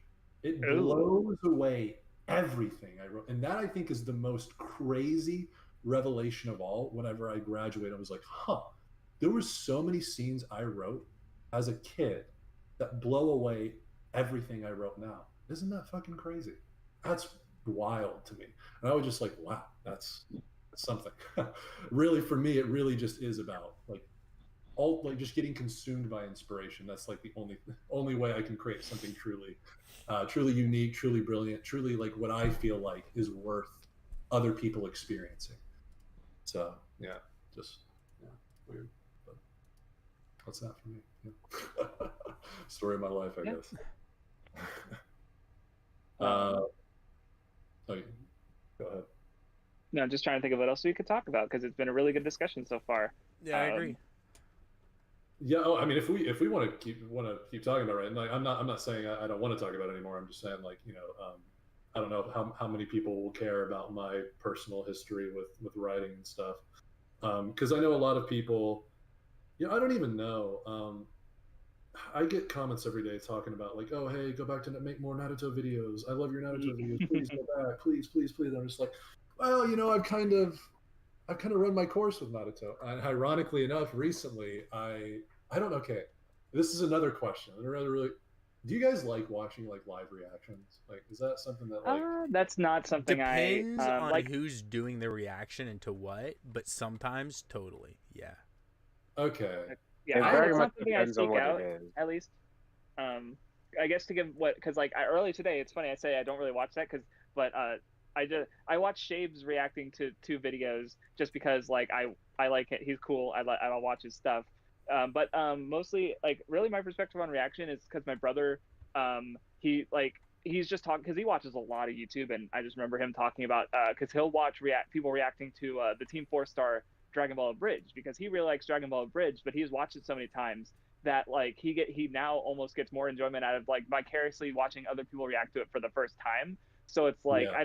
I don't watch reaction stuff myself, but at least I get it. Like, cause it's just like, yeah, I just don't want to take the risk and like be sitting there watching and go like, oh, that's interesting for 20 minutes while I'm watching an actual video that I wasn't interested in. And it's like, why did I watch this? Like, I don't want to take that risk. I want something to be say something interesting about it or add something to it, like so I'll just watch a video essay or something, instead of the thing, like, or just watch the thing myself, like Yeah, yeah. anyway. I'm actually I've kind of reversed recently, man. Where I used to really be big, and that's a lot of the reason why I started making the content myself. But I used to be back only really into the analysis stuff. Now I'm like I've pivoted over entirely to just I really like the simple like live reactions, like because I hate the analysis stuff now too because I'm already thinking too much about these stories. So whenever I watch another video, I'm just like, oh, I've thought about this, which is why, and again, I don't want to rag on people, but when I watch you're like one of the only ones I watch where it's like you'll come up with an observation. It's like, huh, I've actually never thought about it that way. Like that's crazy. Like I've never thought about this, and like I feel like most other YouTubers when I watch them, it's like, oh yeah, this is like, yeah, true. Like I've thought about this like a million times. True, that kind of thing. But yeah, because live reactions, it's just like it's simple fun. I don't, Yeah. I think can enjoy. I vicariously lived through it too. I do fall prey to that.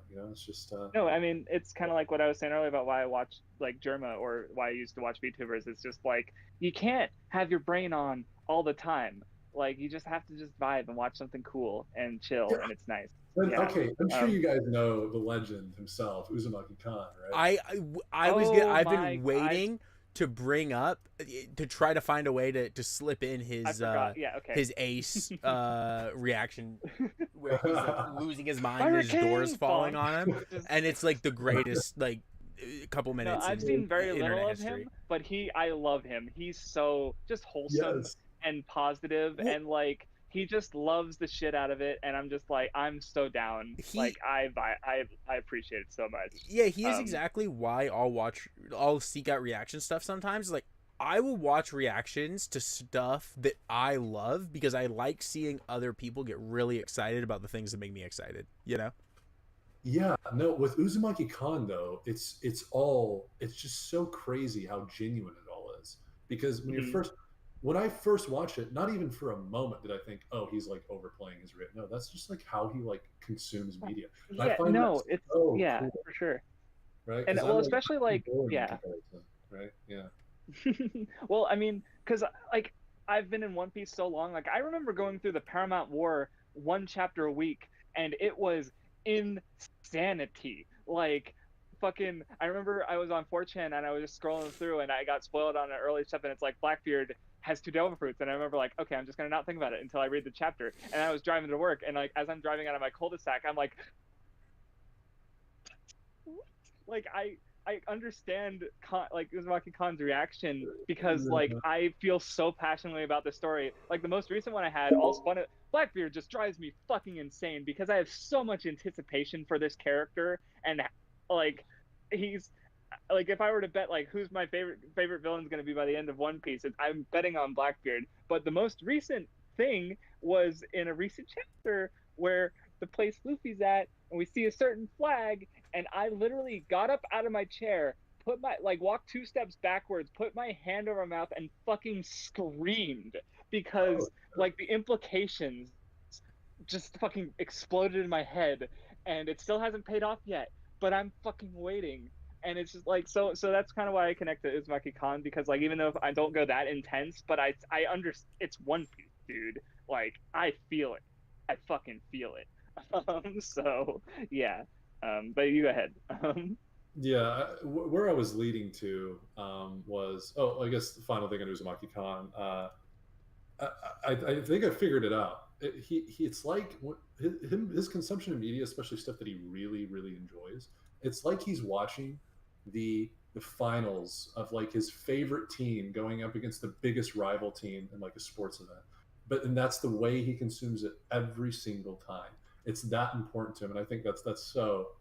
It's like Yeah. it's like cute. It's like amazing. It's like I wish I could be that like, and I am, but I guess I'm just more on the outside. I'm a little bit more. I mean, by myself, I'm like a lot more reserved, I There's guess. definitely a social factor to consider, because like he does put himself on screen, and it's not like I remember it was Valve when they were playtesting or having people, for Portal 2, they like both players, people playing it alone and people playing it together, said they had a lot of fun with it. But the people who were playing it, like the co-op stuff and testing that, outwardly had more fun Mhm. because there's a social element to it. So it could Yeah, like if he was watching alone, he'd still probably feel the same way, but he'd probably contain it more to a degree just because he is alone. Because I'll still react to stuff. I'll exclaim or laugh at something, or you bitch, if depending, like, but there's if yeah, it I'm with makes the sense. person, Yeah, it's different, right? Like even just like laughing at something, even if I like stop and laugh for something for like a minute, if you're laughing with watching something with someone else, you're more likely to just laugh harder, right? Like the yeah, most I've laughed has been with other people. It's just a social thing because yeah, humans for are sure. social Yeah. animals. So Yeah, no, yeah, I mean, that's something I'd already thought about myself too. I honestly should have mentioned that because with the live reactions I just started doing recently, I'm reacting differently on camera, but none of it is not genuine. It's my yeah, legitimate reaction. It's just I'm more willing to comment on everything because I know some people are like consuming the stuff with me. They're watching me. Yeah, like a So camera it's yeah, brings it's your different. extremes out, you know. Yeah, yeah. I guess yeah. It's probably for Uzumaki Kan's the exact same. So it would be interesting. It'd be interesting to more morally unethical, but be interesting for someone to like somehow get like a camera and show him when he's like just reacting to something when he doesn't think Dude, he's like being recorded. I would hope he like wakes up every morning and when he like checks his like YouTube analytics, he reacts like that. Just Yeah. like just him. Shanks is evil, huh? That breaks his fucking fan. And just like or a casual Uzumaki Kan reaction, he breaks something and it's just I think it uh, was something Whitebeard related with the bounties, and he like got up and threw his chair. Like he's just so animated. It's so fun. uh, He's so good. no, but uh, yeah. So I was leading into that because I recently his name on YouTube is spelled weird, but it's Alexander. I'm sure you guys have heard of him. Oh Maybe yeah, I Yeah, know yeah, yeah. Alexander. Yeah. If yeah, I was even thinking, because as far as like, because like I mentioned watching your videos and like, wait a minute, this sounds familiar. If there was someone else who would influence you, I was thinking Alexander is probably like if yeah, he's yeah, another YouTuber who's just like close-ish in style to me, like to the three of to us two rather, that I'm like, yeah, he's up there, But anyway, go ahead. yeah, and he did, and I did. And he's a lot of the reason, honestly, why I made a Hunter x Hunter video because that motherfucker has gone into detail on like everything to do with Hunter Yeah, x Hunter. There's yeah, not a lot of room yeah. for me. Yeah, as I generally don't like to go into a series that like someone has like gotten super Yeah. comprehensive on because he is Jesus. He's got a lot of in-depth Hunter x Hunter videos, but No, actually, now you mention it, is like because I'm thinking of my Hunter x Hunter videos, and they aren't like there's one on Greed Island, I think, but it's like especially like my theory video, like it's not something Alexander would make, I would think. So it's Mhm. it's Yeah, definitely like 'cause I can't just do I'll make a big analysis on Chimera, and oh, everyone else already did. Never mind. Like I don't need. There's no lack, right? Like yeah, So but yeah. anyway, go ahead. Yeah, it's just funny because I was talking about how people are like, oh, make more Naruto content. I was like, no, I'm not going to milk this story. It means a whole lot to me for a number of different reasons. And as I was watching AJ's stream, through that live reaction, because I don't Yes, know, he has been good through Naruto. That's right. yeah, he's been reading it, and I guess this is just like I don't know if you guys can relate to this, but I truly do have like a new awakened perspective every time I go through a story again. Like there's something new, Yes. I think, now, always. Yeah. And this time is no different. He's been reading through Naruto, and I'm like, oh wait, that'd actually be like a really good video idea. Shit, like, I can go back to Naruto if I really wanted to, and it'd be like actually like really comprehensive, really good video. But I don't know, time and stuff. And I've already talked ad nauseum. It's kind of like with Wano and One Piece. Some of my community members make fun of me because I kind of milked Wano already, so I can't really make any more Wano videos, or at least Onigashima stuff on Onigashima. So. Yeah, well, because like one thing I've been like, because yeah, as far as like, because I also, like it's like you got a lot of Naruto and One Piece, especially Wano videos. Alexander's Hunter x Hunter. I've got a lot of One Piece videos myself, but like I've got more in me. Oh boy, trust me, I got more in me. But because I've started watching the anime for the first, not for the first, I've seen like about 400 episodes of it, but I'm planning to watch it to completion. And I'm going to come up with more video ideas, or like even one video I had idea where it's like more like my Wano video, where it's just like multiple video essays in one, kind of, where it's just like, here's a bunch of like random thoughts I've had about One Piece that aren't worth like whole videos in themselves. I'm just gonna put them together. Fuck it, So because like I do just have so much to say about One Piece, and yeah, rewatching and rereading is always a good like thing for your understanding of the story. Like I think for us a big one, like all around, was Kimetsu no Yaiba, where it's like, because Vindy and Nun were reading it weekly in the ending, and they weren't super into it. They had a lot of issues. Then they both reread it and they're like, wow, this is actually a good, solid, interesting story. And I read it thinking of, and some of the discussion, it's like, yeah, there's some good stuff going on here. Just like reevaluation and even if for something you already love, like there's, if it's a really good story, you're gonna keep getting more stuff out of it, right? Yeah, I don't think there's ever been a time for something I love I've been like upset I went back to it. Even if maybe I didn't like it as much, I've never been like, oh, I should not have come back to this. So yeah. Yeah, there's like plenty of instances I can think of where like a new, like even if I don't have like a new overall takeaway specifically, I think there will be like at least an element of something that becomes like, oh, this is actually like now one of my favorite things in the story, whereas before it was just something that like I really liked, but it wasn't like necessarily my favorite. Like I always think there's always some kind of shift, even if it's not like major. Like I feel like for me, like one thing that became like one of my favorite fights in Naruto was just Naruto versus Gaara. Like as a kid I was like super into it. And but that was like before a lot of part 2 was out. But like the most recent time that I read it, it was just like one of my favorite fights in the whole thing, which like I didn't expect, just because like it's a really good fight, but part 2 has so many fights that like stand out to me. But like I don't know, like there's something about Naruto versus Gaara that like, at least when I did that specific read through, it was like, is this like one of my like maybe lower end top 5 fights, but like that's still kind of crazy to me that I just liked it that much, just because like part 2 had been so much more on my mind that I forgot like this is just fucking amazing. Yeah, for sure. And I mean, God, I mean, it's really crazy, that series, because like in retrospect, it's just like you go back to the first, going from the ending of the final fight of Naruto and Sasuke to going back to the very first chapter of the story. It's just such a beautiful through line. Like it's just like going from here to here feels so right. It feels so natural. Naruto is just at the end of the battle, he's just utilizing his first and most important lesson Iruka taught him. He's doing the same thing Iruka did for him in the very first chapter.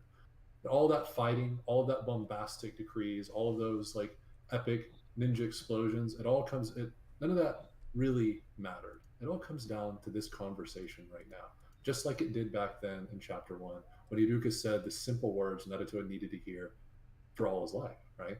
And it's just like, I don't know. It's like the fact that like these goofy shonens can have something so impactful like that, right? It's like why I'm still mid-20s guy reading these series that are supposed to be for kids. It's just because like, well, I feel like they're not like they are, but yeah, they're not. It's like, they are, well, but they're not. It's something about like, well, because I remember hearing it where it's like something about in Japan being direct isn't really like polite, basically. So like the video that actually pointed that out, it's a really interesting hour and a half video on like why we killed gods in JRPGs, that talks about the sort of cultural history and how Japan is a country where like they've had so many false gods that there's basically almost nothing to believe in anymore. So which also even factors into the big three, like the heavenly dragons, false gods. Yuavak at the end of Bleach, false god, right? And one thing he pointed out in that video was just like, shit, where'd my brain go? It leaked out of my ears. Happens to the best of us. What were we talking about before? The false gods in a lot of the media. Yeah, and then you're no, before that. I'm trying to remember why I brought it up in the first place. Oh, cultural. Like rereading stories, shifting your perspective. Or yeah. So there's. Or go ahead. No, keep going. No, keep going. I was just gonna ask if that's the thing you got back on. Yeah, I was trying to find. Yeah, I'm still. But like, yeah. So like, that's something that like offered this whole perspective, and well, actually, I was looking at my notes and I was reading a book because academia writing is so hard to read. Like it uses a whole different set of language, so I couldn't finish this book. It was Deconstruction Theory and Practice, which is basically like talking about the history of like leading up to and after the Derrida's deconstruction theory. But like there was one in the prelude. Each act of reading of the text is a preface to the next, and that just really like adds like how you were saying it, where it's just like like it was just a really succinct way of saying how like like you read the story and then you reread it, and like the last time you read Naruto is just a preface to the next time you're going to read Naruto or watch it, right? Yeah. And it's just going to continue to bolster your understanding. Yeah. Wow. Oh, that's a really cool quote. Wow. Yeah, that's why I wanted to read more like academia and more of these papers, so that I could arm myself, even if it's like either new ideas or just like putting into better words the ideas I already have, because like I feel like we've come to these realizations through like art and discussions of art, or whether it's art making or making it but like again, smarter people have talked about this shit for years, so sure. Yeah, that's kind of one of like being able to have these quotes and point at these other things is helpful, can be, but obviously not required, because like we're just like, yeah, it's just making all these big video essays is just a very advanced form of like just chatting about the new episode of the thing, right? Like yeah, it's the same. Yeah, just talking about it is cool.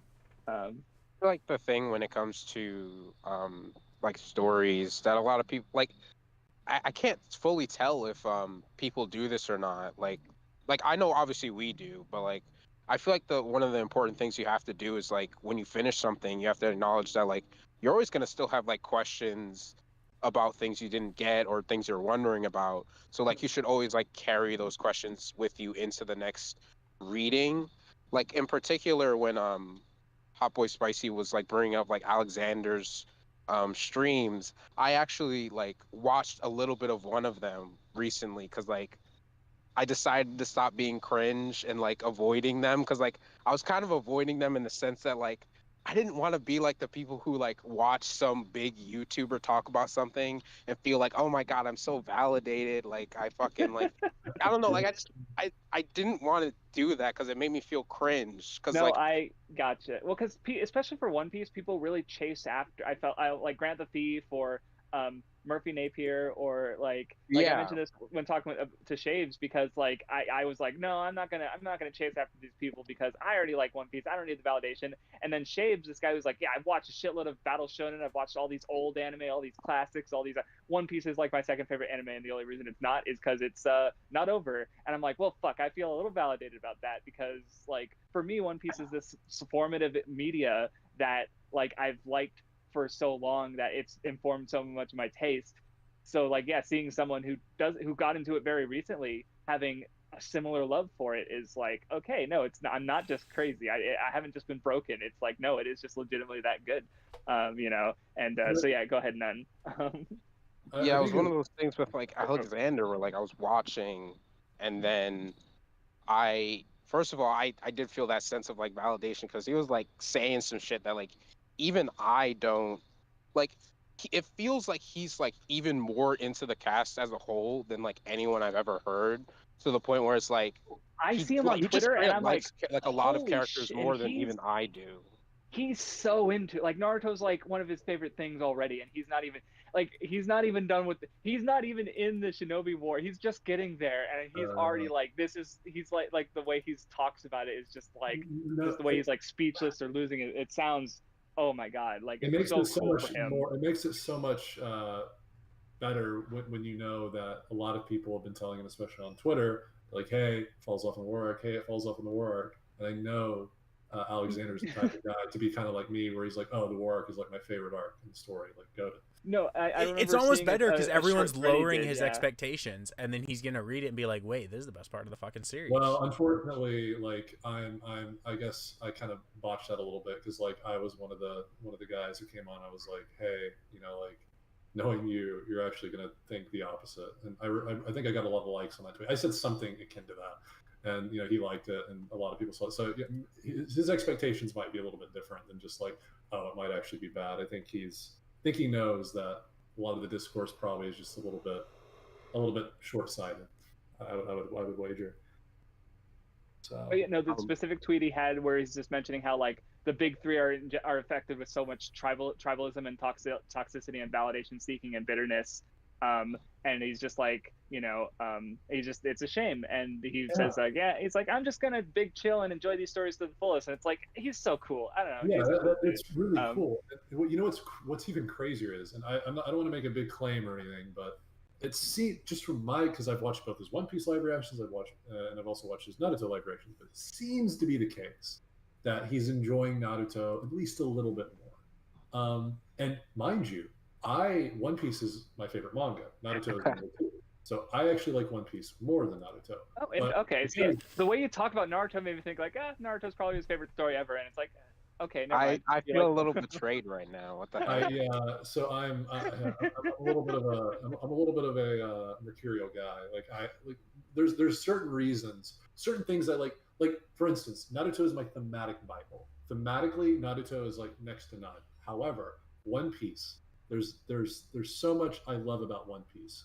Already, by the way, on the offset, I'm a big pirate fanboy. Pirates of the Caribbean trilogy, like my favorite movie trilogy ever. The first 3, God, like all of them, 10 out of 10. I love fun pirate shows. Oh, dude, you're gonna love them. If you haven't not watched Pirates of the Caribbean in a long time, you'll probably since the third movie came out when I was in high school. They're really solid blockbusters. They go crazy. You need to do yourself a favor and watch the 1, 2, and 3. 4 still fun, just doesn't have. I'll probably watch all of them because I'm a completionist nightmare of a human being. But my expectations weren't high for 4 and 5 in the first place. So. Yeah, well, even 5 is still fun. It's just they don't have the same brilliance that 1, 2, and 3. Just 1, 2, and 3 are all like, to me, like 10 out of 10. It's like they're phenomenal. Mm-hmm. But and I don't have the same opinion of 4 and 5. But I really love just the romance of adventure, just that feeling I get, that aesthetic, that atmosphere. It calls to me so much when I read the feeling I get when I read One Piece. It's like unparalleled. But regardless, so this is coming from a guy who likes One Piece a little bit more than Naruto. I actually find it really cool that AJ seems to be liking Naruto more because so many people glaze the crap out of One Piece, especially nowadays. Just glaze it to no end, and then with Naruto, you see a lot of the same people that go, oh, like, it's great, and like the war arc had a lot of highs, but oh, Madara got shafted. Kaguya, like, bro, she's like, she's really the final op. Like, God, Madara would have been so cool. Like a full battle between Naruto and so like Kishimoto, bro, you botched it. You were going so hard, and like those same people. And I'm just like, man, I can't wait for him to get to that because Naruto's probably going to go. So whenever he gets to those sections, that segment of the story, it'll probably soar up his rankings for him.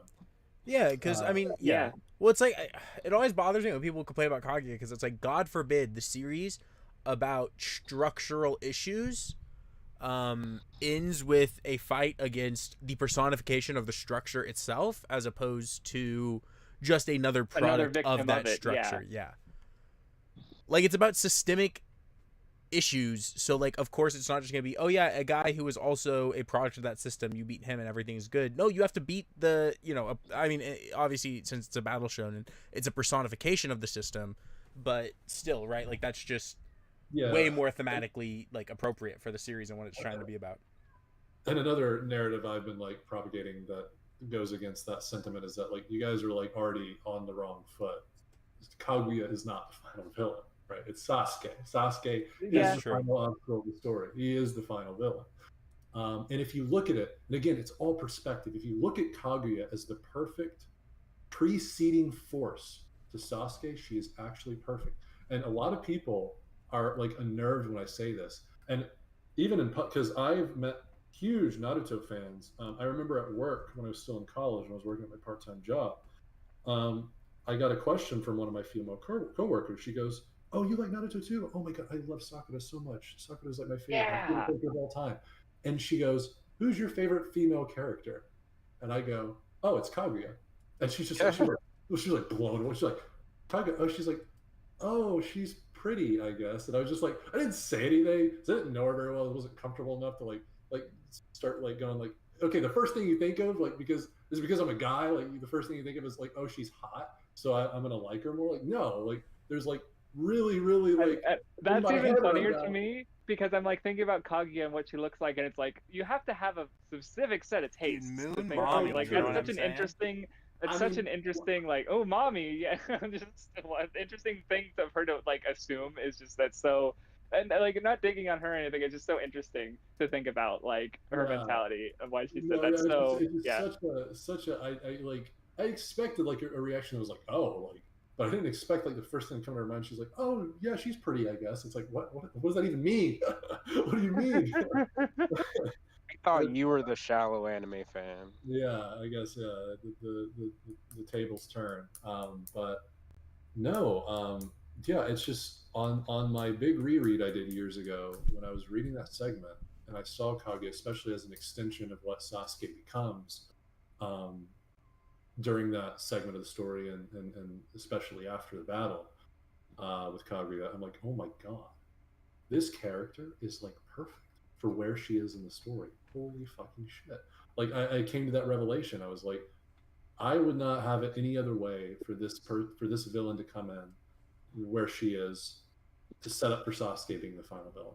And my if any of the people watching are interested in why that's the case, I go massively in depth on that in my big Uchiha Sasuke the perfect final villain video. to watch that video because I mean it's really long and I haven't been watching a lot of YouTube videos, but like Vindy, you said you liked it and now you're talking about like because I'm like, oh, this is some interesting thoughts about Kaguya, and it's like, oh, you already talked about it. Nice. Okay. Let's go. You know, I'm not going to go in depth on it, but like TLDR, she's just everything Sasuke represents at the end. It's a perfect manifestation of where he is. His eyes are perpetually closed. So much so, he can't even see that the previous foe he defeated was exactly like him on every cylinder. And it's so beautiful. See, fuck, I wish because like, did you ever watch my, because I assume you watched Mathwiz's Talk No, in defense of Talk No Jutsu video, because that was paired with the Sasuke video, so I hope you would have watched that one. Yeah, but it was so long ago. That's fair. Did you watch my, The Importance of Talk No Jutsu video?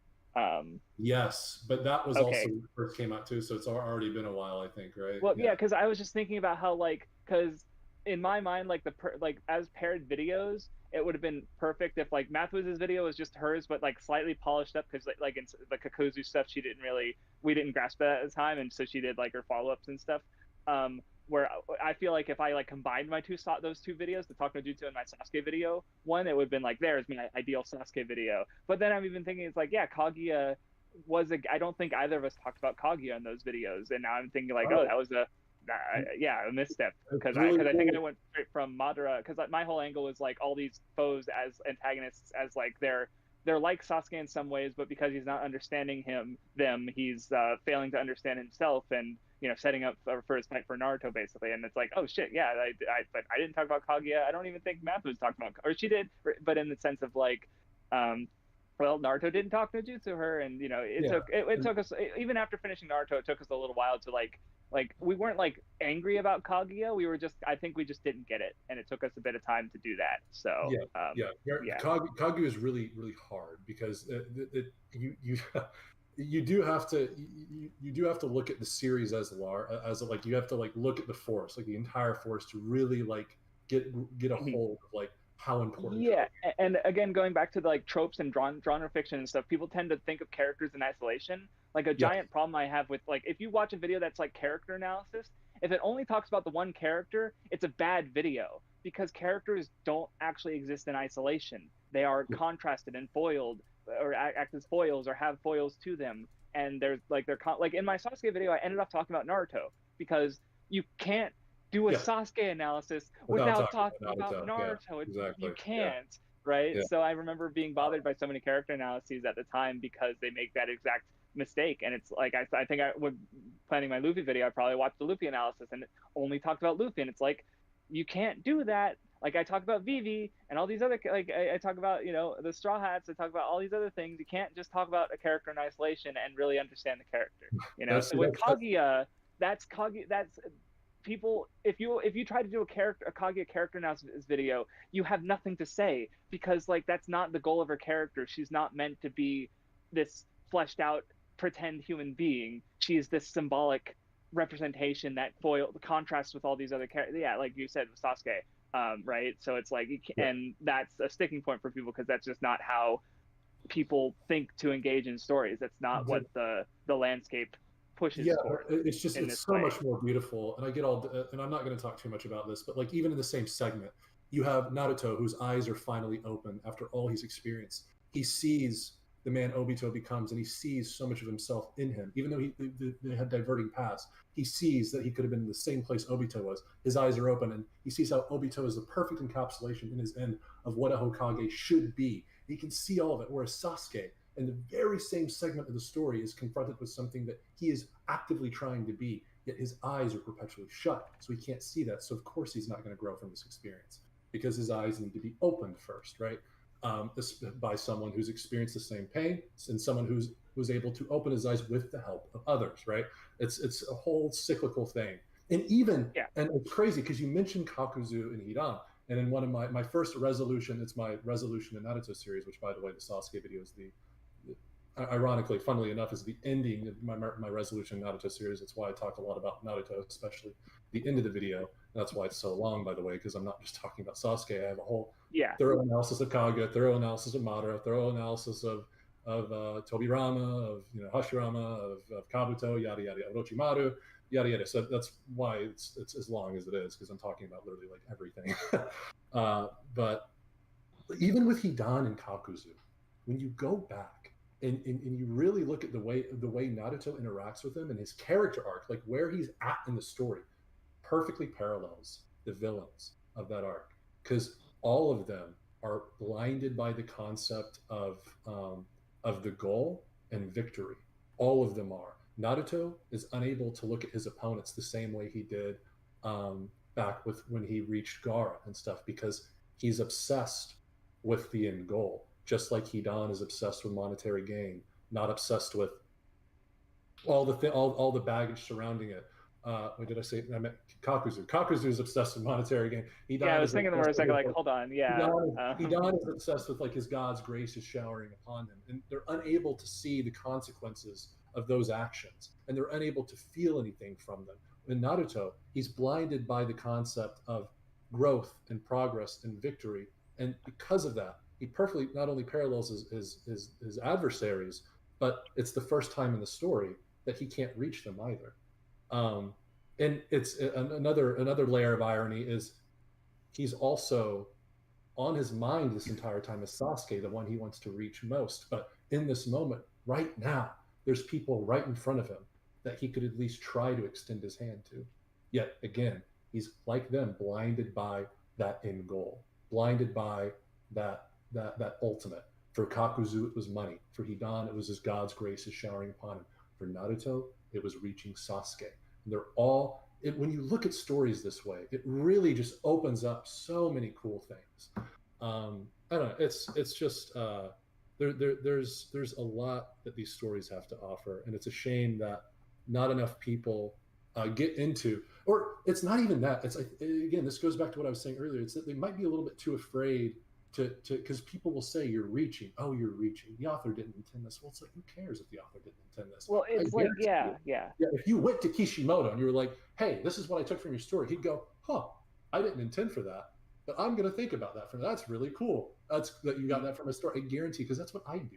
If someone came to me with like a really cool perspective about my story, like, you know what? I didn't think about that at all when I was writing it. Yeah, fuck it. Yeah, that's cool. You know, I'm going to be thinking about that now. I'm stealing that. You know, like, I don't know. I think it's more beautiful. It really is when something naturally manifests and it's not intended, but that doesn't make it any less real. Really, truly. I feel like you're that idea is very Gnostic if you're familiar if you're unfamiliar with that religion, of just like things being serendipitous or happening. You might want to look into it because I feel like a lot of the ideas also evoke, you know, I don't know, you might connect with some of the ideas. Not again, yeah, but and yeah, just like. Yeah, it's just so sad seeing people being so dismissive because like obviously they love art, but it's like, you know, and it's not like they have to like make, I think that, you know, make something, you know, even though I feel like that's so insightful. I think understanding the creative process, because like you're saying the same way of like if someone came to you with something like they, you know, they got out of your thing that they did, you know, like that's one of the reasons I'm excited to like do my like write this story, put out the story that I'm writing right now, is because like I know what I'm putting into it. And yeah, sometimes there's going to be shit that probably no one's going to fucking notice. Like I mentioned the card suits in that one part of the Wano video, and I, you know, like I did a video on Ikatsu a while back, and it's an idol show, and I specifically like just put a bunch of the songs, references to the titles of the songs in there, so they were like, you know, just like, or you know, like I sometimes you're just doing stuff for you. There was a video I made a while ago where I literally hid a second video that I don't think anyone's ever found because I put the link secretly in the video. Yeah, it's I don't know, like but I also like the idea of someone, yeah, like you said, getting it. I'm just really excited to see what people get out of my story that I didn't think about, you know, because yeah, it's just, I don't know, it's so interesting to think about. Yeah. And yeah, it's genuinely, sometimes it feels like when because I'll get these comments sometimes like, oh, you're reaching. It's like, do you genuinely feel like if I presented this to an author, especially with how much I've thought about this, do you genuinely think they're going to be like, oh, I didn't intend this. This is bad. Like, this is what my story means. No, they're probably going to be like, oh, shit, that's so sick. You thought this much about my story? I'm like super flattered. And that's really cool perspective. I feel like 99% of authors would react that way. I know I fucking would. I just, yeah, weird. like even because I think another thing is like people like they want objectivity because, or they want, you know, which isn't really like, or they want an absolute truth perhaps, like maybe it's like lingering, like even in people who don't follow religion, like Christianity, where it's like, because it's so like fundamental to like Western culture, where it's like, you know, part of me what like I because like my dad and brother aren't religious, but they're still more Christian than me because like they've just become, they're so ingrained in the culture, like they'll say shit or have these ideals or viewpoints, and I'm like, oh, okay, I mean, I recognize this, but you guys don't seem to, right? Where it's like, you know, the idea of like God having this plan and everything has a purpose, right? So like people want the one purpose, and maybe it's like, but like they don't want I remember when I watched American Psycho, I talked about like a little bit about my interpretation and reading of it, and some people were like, well, you know, I have a different interpretation and reading, and I like as long as the argument makes sense, and again there's no like countering, like, you know, and it's meaningful, like you can have multiple interpretations of the story that don't work with each other but are still valid, right? Like there doesn't have to be one true meaning of a story, right? It's different obviously, like with Naruto, it's like where, you know, all these people are coming up with these different interpretations, but then some of them it's like Naruto is about hard work beating talent, where it's like it's not really that simple. Like it doesn't, it's not really true, right? It's just like that's a little bit like that's not a good argument, you know. It's not that Naruto doesn't discuss these topics, but it's not there in that way that you're saying it is, right? Yeah, that's what I was going to say earlier. So while I think potentially you could make the argument that someone who says that is equally valid as me, who says like the Indra Nasha revelation is goated, it's brilliant. Both, and in some argument, you know, from my framework of looking at this, like you could say both are equally valid. Because the people who believe that, when they bring up their examples, they're not necessarily contradicting anything. Generally, like when they're specifically looking at like Rock Lee, his presence in the story and stuff. Sure, but for me, it's like I'm not going to respect. I know this sounds really bad, but it's just this is just the truth of how I truly feel. It's like I'm not going to respect that take more because I think it lacks perspective. Just straight up, I think it lacks perspective. Therefore, I'm not going to respect it as much. And even if there comes a point where like someone brings to me a criticism that I disagree with, if I see it, if it's like really well thought out, I might respect it a little bit more. For me, it's like I'm not going to say one's more equally valid than the other. For me, it's like it's a matter of how much respect do I have for your take. It's like me personally. Yeah. Because what I was going to say is like you could also think of it in the sense of like respect it by challenging it, like, right, like, because if you have a point and you're willing to stand by it, like, then that's valuable. Where if you have a point and it's like, oh, it's just a dumb story, I don't care, like, once you get challenged on it, then it's like, well, like, because if someone really cares about this interpretation, then they'll make a good reasoned argument for it, right? But if they don't, or it's not very well thought out and it crumbles upon, like what about this though, right? Like someone in the comments just mentioning like, yeah, hard work beating talent, like that doesn't make sense if you just look at Garo versus Rock Lee, like it's like, that's not what that fight is about, right? Like, even though it's definitely a part of the fight, but it's not like, that's not the message, that's not the real takeaway. It's really like, how do you justify it, right? Again, a lot of it is it's really just a tweak of the perspective. It's super easy. Oh, dude, speaking of, have you guys watched Monogatari at all? Yeah, I have. Oh yeah, I've rewatched it a year or so ago. Yeah, it's a fun, it's a very good series. Yeah, because that whole, to me at least, the fundamental, like, if you were going to encapsulate the theming of that story in one sentence, it'd be like how perspective shapes your existence. Yeah, I mean, it's a built-in mechanic of the world, right? Yeah, exactly. Yeah. So, yeah. And God, I wish my videos on that were so. My last Monogatari video I did, because I did do a few Monogatari videos in the past, and like my last one I did, well, the audio is just dog shit. The script is like, it had its way. Monogatari has its way of just like bringing out my most like poetic, symbolistic crap. Like, I just like, I mean, and that makes a lot of sense. Video, God, I still love that video. I love that video, but I wish more people watch Monogatari content. Well, I was gonna say that makes a lot of sense because like Nisio Isin, like, you can tell he loves language. Like, he's like, the series he's working on Cypher Academy right now, which I can't read it weekly because there's so much like text and talking, and it's literally about like language puzzles, like that you can't understand because you don't speak Japanese or you don't know all the other, like, so it makes sense that he would draw out your poetic side in a stronger way because like that's just on brand, right? So yeah. Yeah, very much so. I'm curious. I don't know if I feel like Crafts, you've at least made maybe one or two videos on like sus content and like anime and manga. Yep. Yeah. I don't know if you've ever touched on Monogatari specifically, but I'm curious. You're like, I don't know if you want to, like, if you talked about it before, if you even want to reiterate. And if you don't, that's fine. It's like I've talked about broadly enough that I think like I did a whole video on perfect characters, and Araragi is literally a perfect character, right? Mm-hmm. So it's like, I guess like my personal feelings on it is that like I'm so used to it that even if like things bother me about it, it's like it's just a part of this media and this culture that, it's just it, and not that it's not problematic or there's no issues with it or anything, but it's like it like even just like the view of like I remember it was I was even thinking about this earlier today, I think. I did a video on Kill la Kill that was talking about it in the context of magical girl anime, and for the research of that video I read a like 300-page academic paper about magical girl series.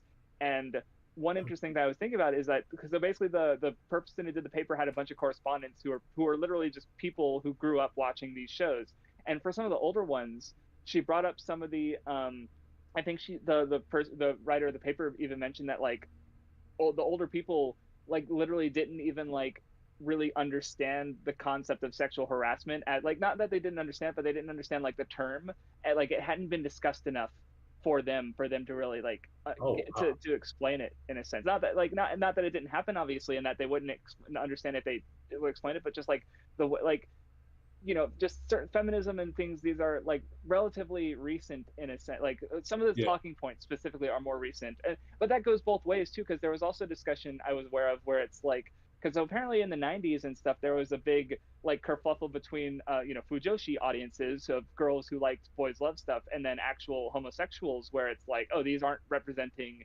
actual homosexuality and relationships, and that like affected how these boys love stories were written, and to a degree where, like, you know, a lot of it is and still like idealized and meant to appeal to women, but there's still certain things that like changed about these stories, where that for Western audiences that's a much more recent discussion, because like it hasn't been like anime, like, because obviously these properties haven't been like, anime is big to a point where you can have like these smaller genres and aspects like are, you know, finally being talked about on a slightly larger scale, right? So it's just like there's, again, it goes back to perspective, right, where it's like just so part of it is like, you know, I think like, and I've even been thinking about this a lot today, where it's just like, you know, I feel like because there's just so many aspects of both, you know, American and Japanese culture that like are, you know, sexist towards women, and like how many, you know, really popular like female, like it's just easier to do anything as a man, and a woman has to kind of like exist in these male spaces, like with anime and discussion, like there's you know, the popular shows are all targeted at boys, right? And like, you know, like if you want to be an anime fan, you either like you're watching stuff that's not like shojo, or stuff that's not as popular, and or stuff that doesn't have perfect characters. It's just like there's so many like little things to it, and it's like I want more perspectives to be recognized. And like I was even just thinking about how, like, you know, I can only enjoy, like, even when I like Chihafuru is my second favorite manga, and it's aimed at women, and it's like like I like it and enjoy it, but it's as a guy, so there's like levels, and I like magical girl stuff, which is also aimed at girls, and there's just so many weird, like, I don't know, it's like, I don't know, I'm getting way away from the topic, but it's just No, like, it's still relevant. No, yeah. yeah, so with Like, Monogatari it's like yeah, it's a part of the series, it's part of its identity. It was even really interesting talking about it with my friend Mathwiz when she watched through Monogatari, because she doesn't really like a lot of the times that she does like male sexuality, I should specify, in the stuff she watches, but she still really likes Monogatari, but she also didn't like negate like or act like it wasn't a thing in the series. And because there is characterization there, like it's part of the way he interacts with these girls, and it is part, like you can't just close your eyes and ignore it, right? Like it's just a part of the series, even if it's like gonna rub people the wrong way, you know. So it's like yeah, I'm not sure if you wanted something more specific of an answer, but yeah. No. I get you essentially have generally where I stand on it. It's pretty. Yeah, because I'm definitely pretty, like, I think as a person, I mean I like, I have some fetishes that I don't talk about publicly because they're a little so I try to be accepting of people who have various like I mean you know, sexualities or sexual interests, just because it's like it's part of who we are, right? Like even if you know it is, if sex is kind of a taboo topic in a lot of ways. So I definitely try to be more, I'm definitely more of a like pro, obviously like not to the point of harm, and like it's hard for me to just find the argument for like art causes real harm, right? Like where obviously it's like, well, what about act, like there was a case recently where someone, I think it was like Fall Guys or something, where someone was arrested for basically like harassing someone in a video game, or maybe it was Final Fantasy 4, I forget what it was. It was very recent. And it's like if there's a part of me that's like wondering like well, because if you're like if something horrible like is like an assault is happening in real life, you can't just unplug a video game and get out of it, right? Like exactly. We can't equate these things happening in virtual spaces to real life things, right? So like it's like whether it's an anime, a pervert character in an anime, or you know something happening in a video game. Because I even remember when Fall Guys was popular, like because there's if you're being grabbed in Fall Guys, there's a loss of control there. Like I understand at least some of the emotional reaction, but it's still not. Again, you can just exit the game. You can turn off your PS4 or your or you know you can't do that in real life when something horrible is happening and you have no control of the situation. That's right. So it's like, so some of the ways people talk about these virtual things just doesn't rub me the right way at all. Like it's I don't like, because I don't want to equate reality with the virtual. like the virtual is part of reality, but it's also its own. There's a lot of nuance that people aren't necessarily having because it is a very emotional topic, and when people have these negative emotions, like they want to, like when you watch an anime and you don't like a thing, you want to justify it in a sense of like it's bad, not just like I don't like it, right? You know, it's and so people want, like I remember fucking Lindsay Ellis talked about how like because she does all these videos on movies and you know, she also talks about cultural like feminism and these kind of topics, and she was asked like, oh, can you find like a legitimate like a academic reason to dislike Avengers Endgame? And she was like, what the fuck, like that's just so like, because she's smart, people recognize that, and they're going to her to validate their negative opinions in a like serious way. And she's like, because she didn't, I don't think she liked Endgame, but she's not gonna like it's just, I don't know, people are just tiring. I'm sorry to cut in gamers, and I'm sorry to cut it short. I gotta go. Yeah, sorry. Oh, yeah, my bad. I've been trying to say no. You're good. I'm not trying to. I hate to cut it short. Because it's been a good discussion. I just you want to give any final thoughts real quick, Hot Boy Spicy? Or I guess as far as final thoughts go, this is a really cool discussion. I'm glad we hinged a lot on like just, you know, the creative mediums in general, writing in general, because that's the kind of conversation I don't get to talk too much about. I don't get to have these type of conversations. I don't either. So yeah, no, I'm glad we kind of stayed in that ballpark because it was really it's really fun. Yeah, I had a great time. Sorry, I really do feel bad about cutting it short, but no, that's good. No, pleasure having you. Thanks for the opportunity. Thank you guys for listening.